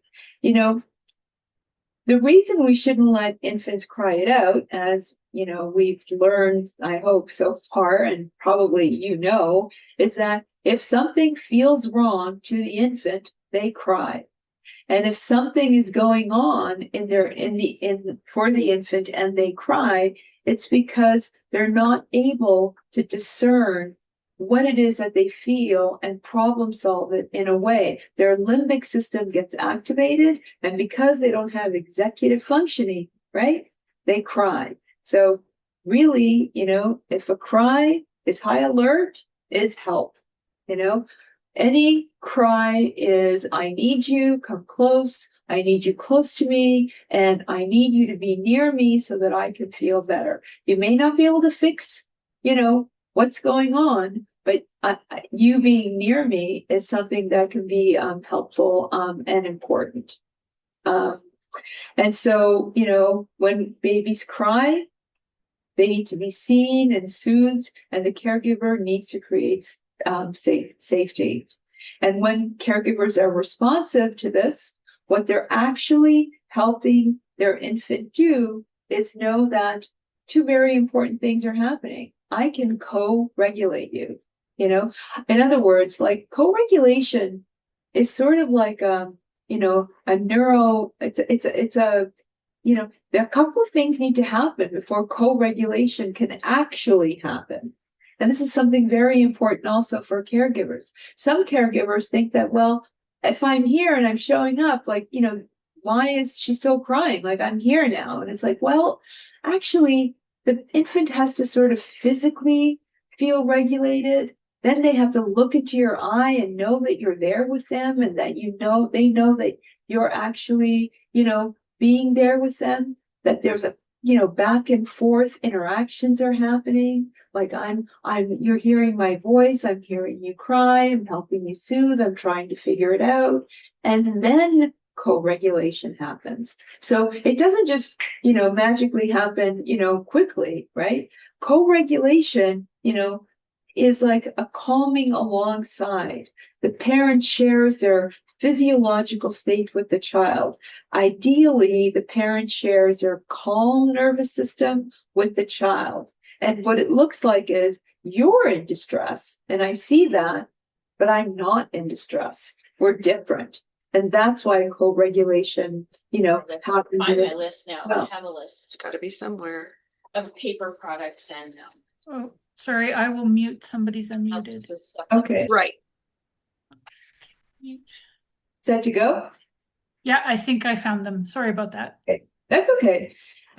So, this idea of co-regulation and co-dysregulation, we do it much better with babies, and caregivers do it much better with babies. But with toddlers, sometimes it becomes more of a problem, right? Because we expect toddlers to be listening and to immediately be effective. But, that neurodevelopmental framework that I showed, that goes on right up until their children are about 5 or 6. So, it's really significant and important for us also to help, caregivers know that, we need to go through those stages before the infant or before the child can accept us as, helping them to, soothe. It doesn't just happen immediately. It's really important that they know that. If the caregiver is calm, this is where the observation is key. What happens? Do you see the caregiver as being calm, or is the caregiver focused on fixing the problem or helping to calm their child, quickly instead of actually lending them their calm, as we like to sort of say that. So, in terms of our guiding observation questions here is, when the child is in a state of distress, what caregiving behaviors do you notice and when? Does the caregiver co-calm, co-regulate the child? If so, when and how? Does the caregiver co-alarm or co-dysregulate the child? How and when? What strategies or intervention does the caregiver use to support the child during these stressful moments? And this is really an important question, because I would most likely, these strategies or interventions are either having had, either parents have learned them themselves or someone has taught them these strategies. So it's important to sort of ask, so tell me what's going on here. What can you help me understand, what are you thinking, mom or dad, or child, whoever, and what were you thinking might be helpful here? And that's why you did. What was going on for you when you did that? Like, what strategy what are you using here? And that is an important question as well. And again, to be able to kind of, put them, answer these questions to help guide you through, what are you observing? Why are you observing it, do you think? What meaning are you making? And what intervention might be helpful? That's always like, key and important. And, in terms of the child's socio-emotional development, just being able to recognize that, all of these situations are helping the child understand themselves. How do you describe the overall relationship between the child and the caregiver? Does the child demonstrate trust, comfort, emotional closeness with the caregiver? If so, how? If the child falls and hurts themselves or somehow, do they crawl? Do they go to the caregiver? Do they see the caregiver as the one that they should be going to? Or do they do that and either avoid the caregiver or, have the caregiver go to them, and then, their distress becomes greater once the caregiver shows up? How does the child seek autonomy or proximity? Being observant of that is really important. What strategies or behaviors does the child employ to establish a sense of exploration or closeness? How does the caregiver respond to the child's need for autonomy or for proximity? And how do you recognize that once the child is feeling okay, right? And the parent says, oh, looks like you're good, and then the child can go off, is this a coordinated dance as well? Because sometimes it's not. So looking at that becomes significant and important as well. And then being able to recognize, kind of how to put that into, these observations, and looking at, being able to address their autonomy and proximity, and how to put that into, looking at what observations you might need to make there, and what possible interventions might be helpful for you there. So, attachment in summary, secure attachment mitigates adversity. Insecure attachment can increase the possibility of adversity, and disorganized attachment promotes adversity. And that's really important, And so let me ask, let's get some questions in for that. There was a lot of listening and all of that. Sure, But Mary. hopefully, yeah. Yeah, there's a couple of questions here. The first one is around temperament. And Yvette asks, how does temperament of a child play a role in attachment? For instance, a colicky baby feel like they can, they feel they cannot fulfill their child's needs, and parents feel like a failure to meet their needs. Some Yeah. are easier to soothe, and we see some children are labeled as easy or difficult. Mm-hmm. So how does temperament of a child play a role in attachment? Temperament, I think temperament is something that's really significant and important, because, temperament is having the caregiver know what kind of a baby they have. That's almost the first question I always ask. Tell me a little bit about your baby. What kind of a baby is this baby? Like, how would you describe, your baby? And parents will tell you in, what they think the temperament of their baby is, right? And we learned very early on from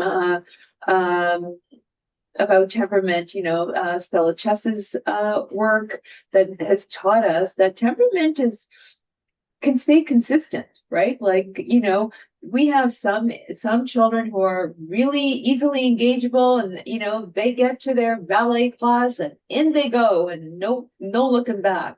And some just require that coaxing and that gentle comforting until they're in there. And what we learn, right, in those situations is, once again, the attunement of the caregiver. If the caregiver knows what kind of temperament their baby is, then they're going to be attuned to them. The caregiver who helps, their child get into their, little, whatever activity, right, in a slow, mindful, helpful, reflective way, because that's what their child needs, is way better than the caregiver who's pushing the child to go in there and integrate and, be exploratory when their child isn't exploratory yet. Right.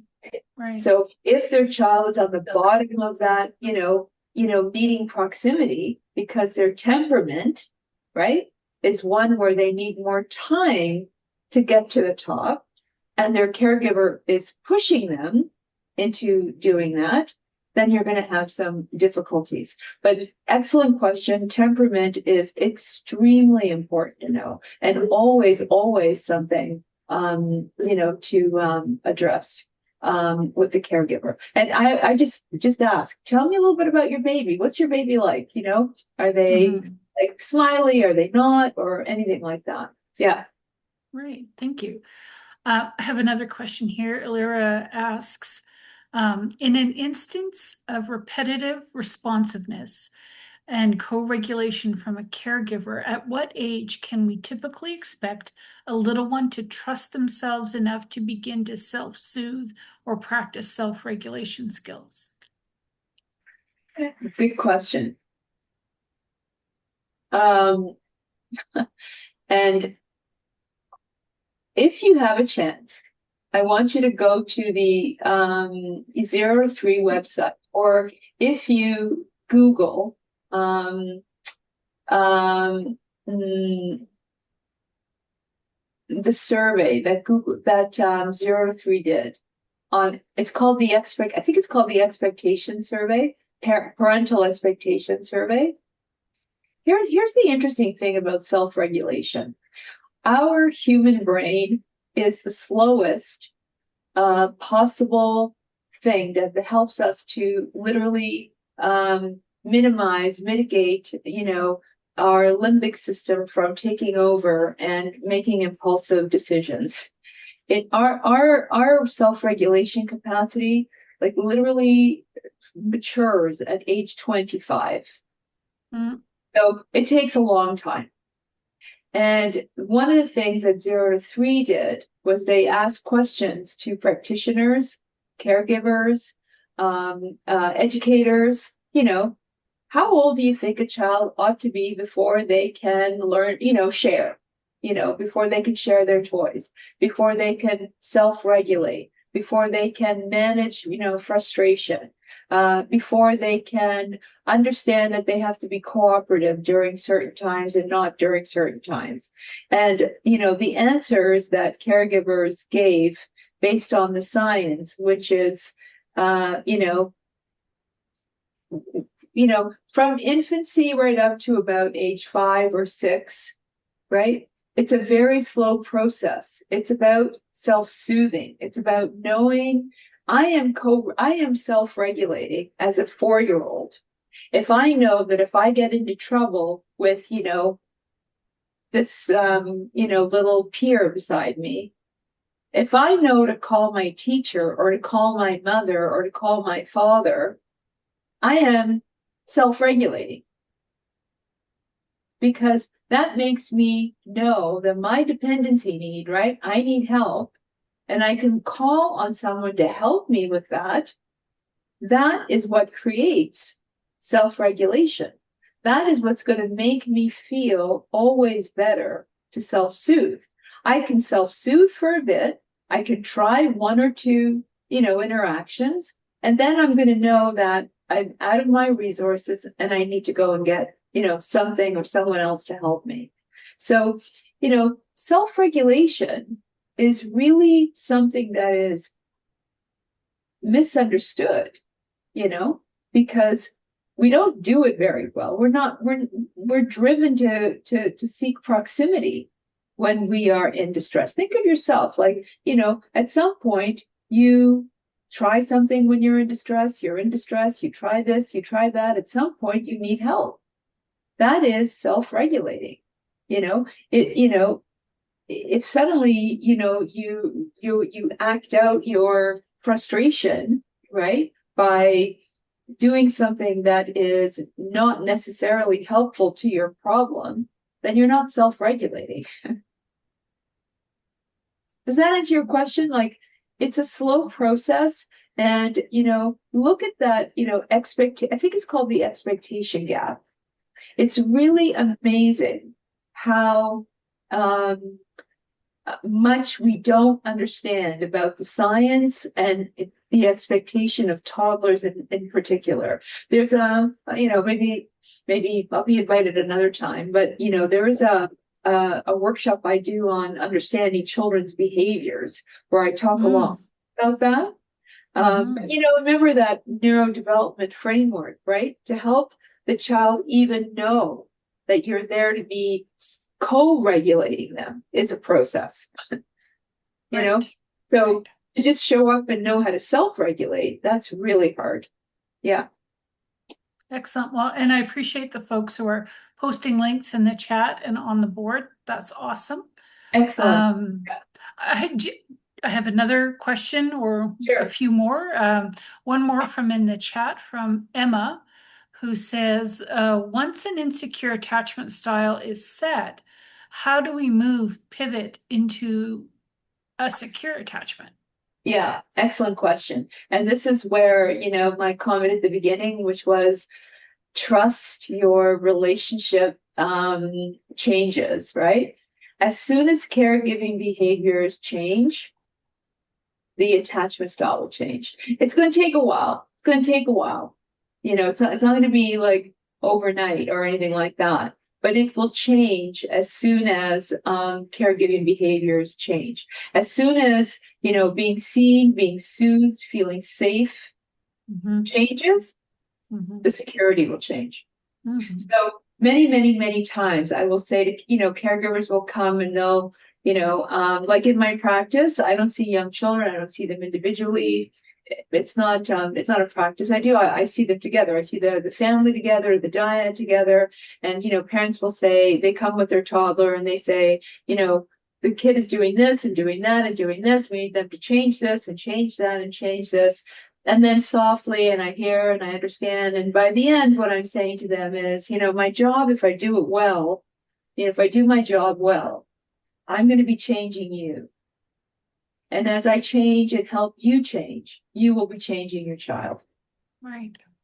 So the answer to that question is it will absolutely change. And we start by caregiving behaviors, right? The top of that chart is caregiving behaviors. That's where we start. Yeah. Excellent. That's such a good and important reminder. Yeah. Yeah. Yeah. Where would you like to go now? I think I'll continue and Okay.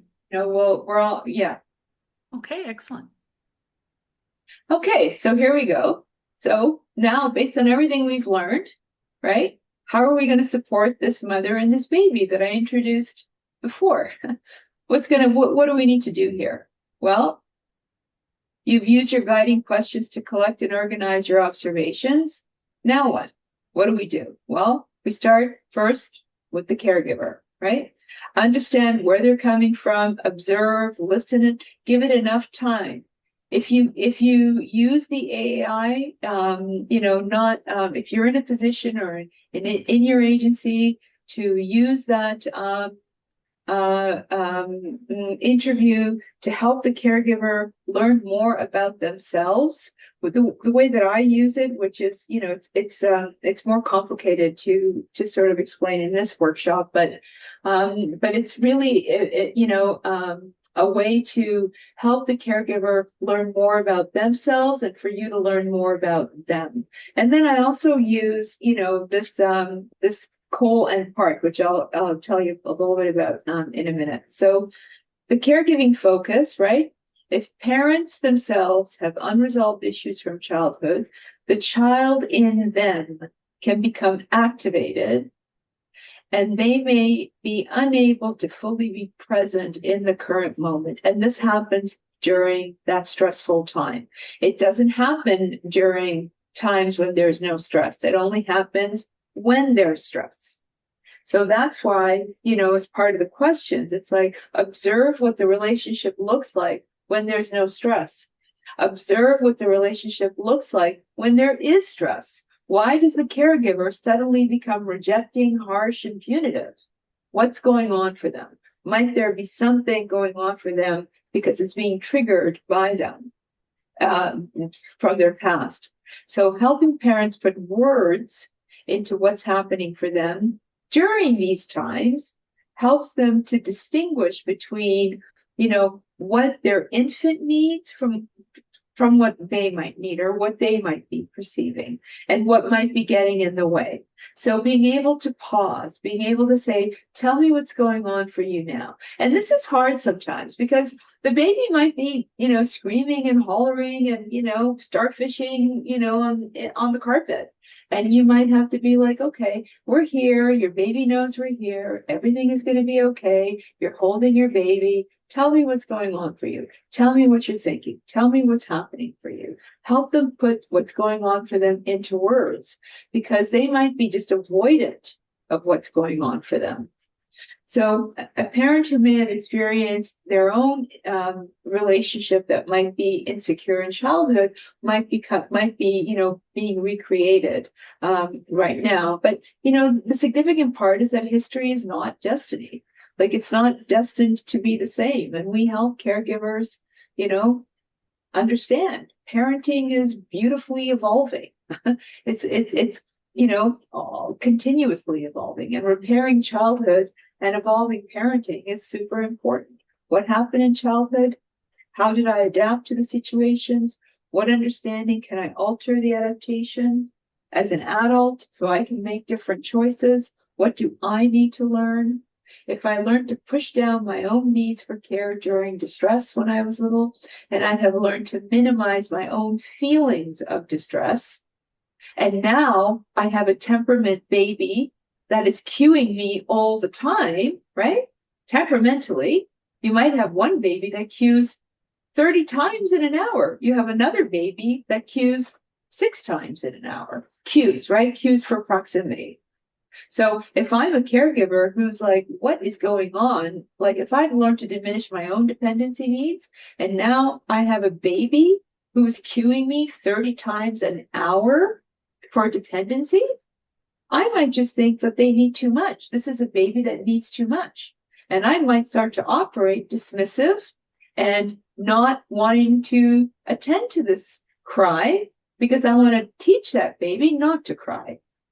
And that's how these things sort of get in the way. And so us knowing, that's what's going on. Okay, I get it. But, so tell me a little bit about you. And now help me tell you what your baby is actually doing. Yeah, I see that. You have an overcuer. I get that. I see that. Your baby's temperament is one that cues 30 times an hour. And I know this baby that you had first wasn't like this. This one is. Or this baby really is giving you a different message than what you learned to do as a kid. So, being able to understand that helps to, recognize that. And teaching repair. Remember this circle, right? The 70%. Helping caregivers understand that, in that cueing, in that disharmony, whether it's a toddler, an infant, this little piece of this, pie, which is very small, this 30%, compared to the 70% that's going to require your attention. This is what we're needing to understand. How will they repair? And again, what are these questions? What do you notice in the 70% area of disruption? How do the caregiver and infant find each other again? How do they get back into harmony together? Watch that go. How does the caregiver read the cues of disruption?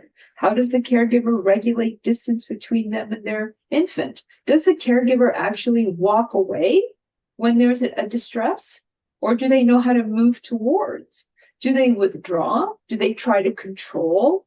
Does the caregiver respond in kind to the infant's cues? In other words, if they attempt to move forward in the distress, and the infant suddenly goes, "Get out! I hate you." Does the caregiver then respond in kind and go, "All right, fine, then don't need me," right? Or does the caregiver, are they patient and able to manage that distance in a different kind of a way? Does the caregiver respond? How does the caregiver refrain from intruding, moving in too much too quick, too fast, or disappearing altogether? And how do the caregiver and infant co-regulate the distance? What does the infant do in the distance? What does the caregiver do in the infant? Does the infant actually stop crying and just go, you know what, this isn't going to work? Or does the infant persist? Like, hey, I need you to get back here because, I trust that. I sometimes say to caregivers, listen, your kid's just not giving up. That means that you must have done some things sometimes that tells this baby you're going to show up eventually. I'm just going to keep at it and keep at it until, you do that. Or helping caregivers know that at about, 7 months or 8 months, right? When, the baby cries, the parent shows up, and suddenly, in the room or in their crib or whatever have you, and suddenly, as soon as the parent shows up, the baby gives the mom a big smile, and the caregiver says, "Aha, that baby is manipulating me." And it's like, right, right. I see how you can understand that, but actually, what's really happening? What's really happening is that you're teaching your baby that when they do something, it actually, something happens that they want. That's called agency.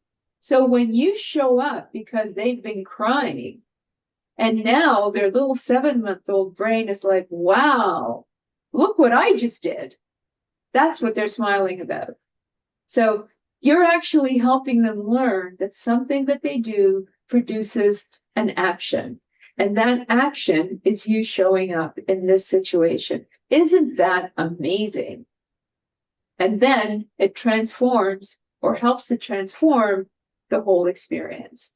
So, being able to understand in these rupture repair sequences, right, what is actually going on? What are the caregiving behaviors? How do they how do they move away from being one way and into another?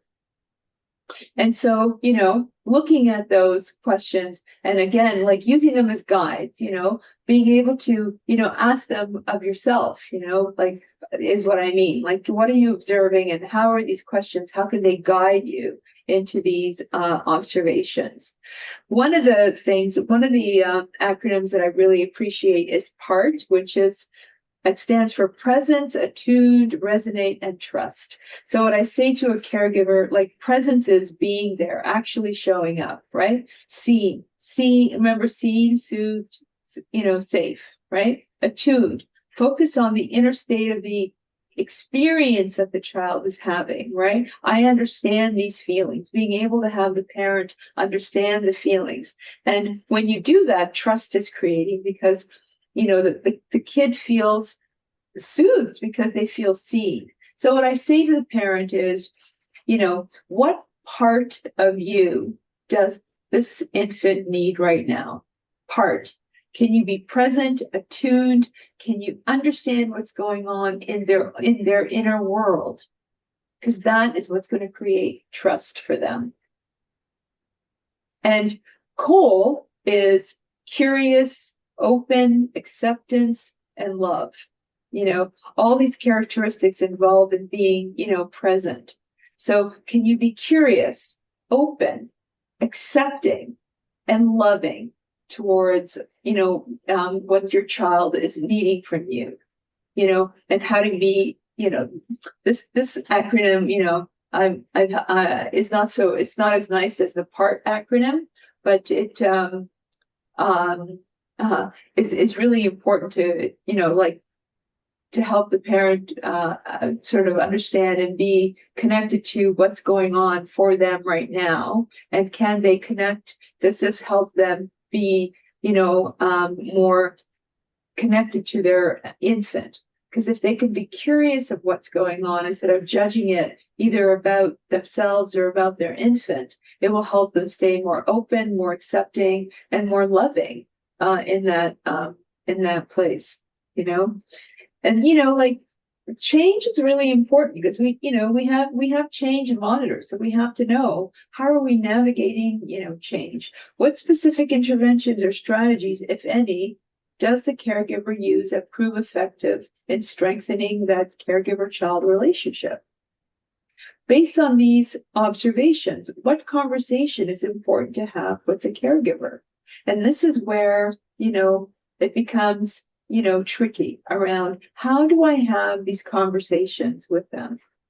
How do I have the conversation that is allowing them to hear what I have to say? And what I have to say about this is, being able to be really like sort of, even in your team meetings, be, reflective around what conversations are super easy for you to have and which conversations are less easy for you to have. Like maybe, you can have the conversations about rupture and repair with parents much easier. Like you can say to the caregiver, what I noticed is that every time, Mary seems to have a bit of a meltdown, you tend to like want to walk away. Can you help me understand what's going on there? But, when, the caregiver who isn't responding to an attachment cue, like a true cue for proximity, is much harder for you to have because and whatever, for whatever the reason, so knowing yourself, which, as I'm observing these different, sorts of things, how am I able to have conversations with caregivers, and which ones are easier for me and which ones are not easier for me, and what supports do I know? Like I might know, on my, team that, Sydney is excellent at this, and I'm going to go to her because I know that she knows how to have this conversation, and she's going to guide me or help me through that conversation with the parent. I hope that makes sense.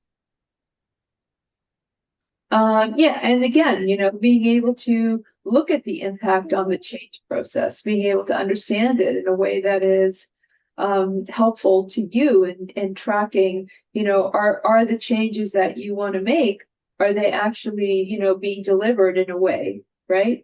And, recording your observations and interventions are really helpful because they help you guide you in, first of all, some of these areas might be super strong. Like, you might have a caregiver who, overall you think the security is there, but somehow in this rupture repair sequence, that's when things really fall apart. Like the co-dysregulation in this dyad seems to be stronger than the co-regulation part, right? And the parent has amazing positive messages about, helping the child develop their autonomy and their ability to be, exploratory. But when their child needs dependency from them, that's where it gets a bit squiffy. So what do you do there? So these categories also help you to understand, I think, how best to navigate which interventions should you be more focused on and which ones don't you need to worry about as much. So back to our 4-month-old. Well, and the mom is what we did. Did the dyad observation. We took the history from the mom. We provided we got the information, and so what the work was is that, we told mom that as hard as it would be, holding the baby while they cried, being responsive would soothe the baby, and knowing mom was there would help the baby to feel safe, even if the baby continued to cry. And this was remarkably important because this understanding helped the mom feel useful and essential in the relationship. This was the thing that helped her feel like, okay, then I'm not useless here. I'm actually being helpful here. Mom began to have a different understanding of the infant's behavior, that this was not just about her, but it was a distress about them that they were experiencing. Her guilt and feelings of inadequacy, worries that she was a bad mother and that her baby was rejecting her, and that's why the baby kept crying. This is what began to change. And this release helped mom to feel better, and she experienced meaning in her efforts. She began to respond in a tuned manner, and baby began to respond with smiles, and she began to notice the smiles in between the bouts of colic, which still persisted for a while. Helping mom understand what was important in the relationship helped her to feel supported so that then she could better feel like she could support her baby. And engaging in serve and return when colic wasn't present was also really important, because sometimes what happens is that, moms begin to feel like Hello? Oh, yes, hi, we're Yeah, here. oh, good. Okay. Yep. Moms begin to feel like, they're just anxious for the next bout to start, that, there's nothing in between the bouts of colic. And so, we help to sort of strengthen that, between the bouts of colic, there's something significant and important that was important there. And so changes began to occur slowly. And it felt like, mom was reporting that it felt like she was connecting with her baby for the first time since they'd returned from being together. So, the idea is that, is attachment really is the most heartwarming and useful knowledge. And yeah, Dan Siegel may have said it, but man, oh man, do I believe it. So, you know, I think that, going back to the letter at the moment, right? I'm hoping that as you go through the letter now, that you're able to feel much more capable anyway of knowing how to address some of the issues of infant and early mental health, with the caregivers that you work with. And, I really do encourage you, with those reflecting questions that I've sent out, that when we come back together, whatever we don't address today, we can certainly, look more into when we meet up.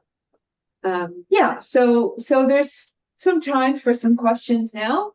Thank you, by the way. That was a lot of listening, and I appreciate how your attention to all that. Thank you, Mary. It seems like people were very, very engaged, certainly in the chat and sharing Maybe. their thoughts and takeaways on the board. So shall we come on camera a bit? Do you want to Yeah, stop sharing and yeah. Let me we let me. can open the space Oh, up? I'm worried that if I stop sharing, then that we're gonna get. Oh, it doesn't matter. We don't have. Oh, no, no, okay. Yeah, You're okay? I don't need sound and stuff. So, is Okay. that good? I've stopped sharing, so now you can see Okay. me. Yes, and we Yeah, can see others too coming on screen. perfect. Yeah, Nice perfect. to be in a bit of a circle here. So here's Yeah. your Sure. opportunity. If feel free to unmute. We can probably take a couple of questions or post it in the chat. Well, I am curious how you would describe a dyad. That did come up in the chat, and sort of a definition. What is Oh, a dyad? a dyad is like dyad is like whoever's in the relationship, child and who else. Mm-hmm. Like there's like Mm-hmm. varying dyads in every family, depending Mm-hmm. on culture, depending on, I mean, a dyad is also an educator, a early childhood educator and the child sometimes, Right. whatever, each relationship like the is a relationship that is formed, and each relationship is significant to be seen as a dyad. It's actually just a fancy word for, or not even a fancy word, it's like a shorter word for relationship. Right. Right. Thank you. Thank you. Any other questions for Mary? Questions or comments? There's a lot of gratitude in the chat, Mary, if you're not seeing it. I'm not Uh, seeing it, which is uh, very nice. Thank you so much. Lots of appreciation coming through for sure. There was that question that mentioned earlier around um, supporting parents, uh, how to support and encourage parents to do some emotional work on themselves so that they don't bring their own stuff. You talked about that a little bit, how a Yeah, it's parent might get triggered into their own, yeah, yeah. dynamic. Yeah. I mean, Shark music, as Circle of Security calls it. yeah, part of it for me, yeah, like circle of security, like hearing your shark music, like that's also important to really, appreciate and understand. Sometimes, you know, like observation for me is so key, and being able to say to a caregiver sometimes like something like, I notice that, when, you know, Rachel's crying, that you hesitate. Like it feels like you either don't know what to do, or you're worried about what to do, or you get, frustrated with what to do. Do you think that Rachel feels that from you? Do you think that there's something about that she then also gets? Like, would it be helpful for you to talk about that? Like, as Hello. hello, Oh, hello. Oh, yeah, Hi. hello. I'm willing to, to hear that, and maybe a referral, someone that you can talk to about this, you know, might might help. What do you So think? some gentle reflection. Yeah, just like, Yeah. and if they're like, no, you leave it. I don't persist. The first no that comes out, it's like, okay, okay, just sure. And then maybe, 2 weeks later, back the question comes. Remember when 2 weeks ago when I wondered about such and such? Have you been given any thought to that? Because I just noticed it again today, and I'm just wondering if you thought about it a little more, like just gently socializing them to this idea, right? Especially Right. if you have a parent. Remember, you know, if you have a parent who has themselves minimized their dependency needs, right? They're avoidant of their dependency needs. They're not even clocking necessarily that they're dismissing their baby's cry for this or that. And that Mm-hmm. you're noticing some frustration on them is like they may not be noticing it themselves, right? Right. You So know, helping them to be aware of yeah, that. Yeah. yeah, I've always found, and I don't know about what your experience in this is, but for me, helping a parent who's more anxious, more like worried, more, those are easier parents to intervene with than the Mm-hmm. parents, because I can move in there and go, okay, it's okay. Let's do a grounding. Let's just breathe 5 breaths. But my baby's crying, and it's like, that's okay. Your baby's gonna be okay. Let's just Mm-hmm. you and me take 5 breaths together. Mm-hmm. Those parents are easier, allow for more intervention than the caregivers who are more, what are you talking about? Like, what do you mean? This is Mm. manipulation. Can't you, like, you can't see that? You can't see that? Like, you know, I don't understand, or, one diet that I worked with, who, was really a mom who was really experiencing, she had some attributions to this baby because she experienced herself being physically abused. So when the baby reached out at, 6 months and grabbed her hairband because it was bright red and grabbed her hair, you know, the mom reached over and twisted her baby's hair and made her cry. Mm. And I said, "What? Tell me what happened there." Yeah. Like, and she said, "Well, this baby is not going to learn to abuse me. No way." Mm. Yeah. Right? Yeah. It's that's the disorganized mom. So the Yeah. interventions there are hugely important. Mm-hmm. Yeah, yeah. Yeah. Okay. Okay. Anyway, Thank you so I see that it's much, three Mary. thirty. Yep. Yep. I hope that you will we will come back together. Yes. And, we come back together in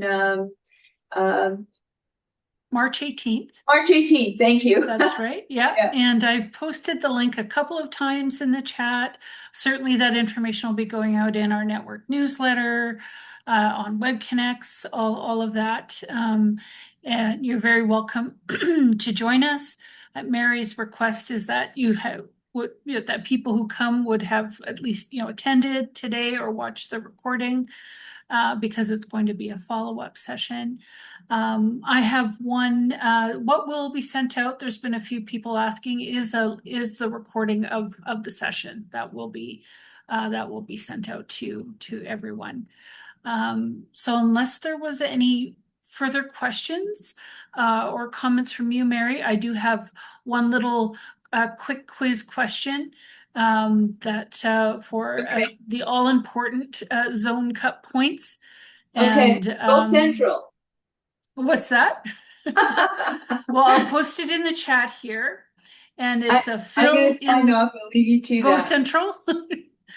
Go All Central. right. Okay, there it is. Harmony, disharmony, blank, harmony. Can you fill in the blank? I see that, to me, Lee was the quickest on the draw there with repair. Is anybody else see any differently? That was the right, Mary? Repair is the answer. Yeah. Excellent. Good work, Good Lee. work. All right. Okay, well, we will wrap up this session.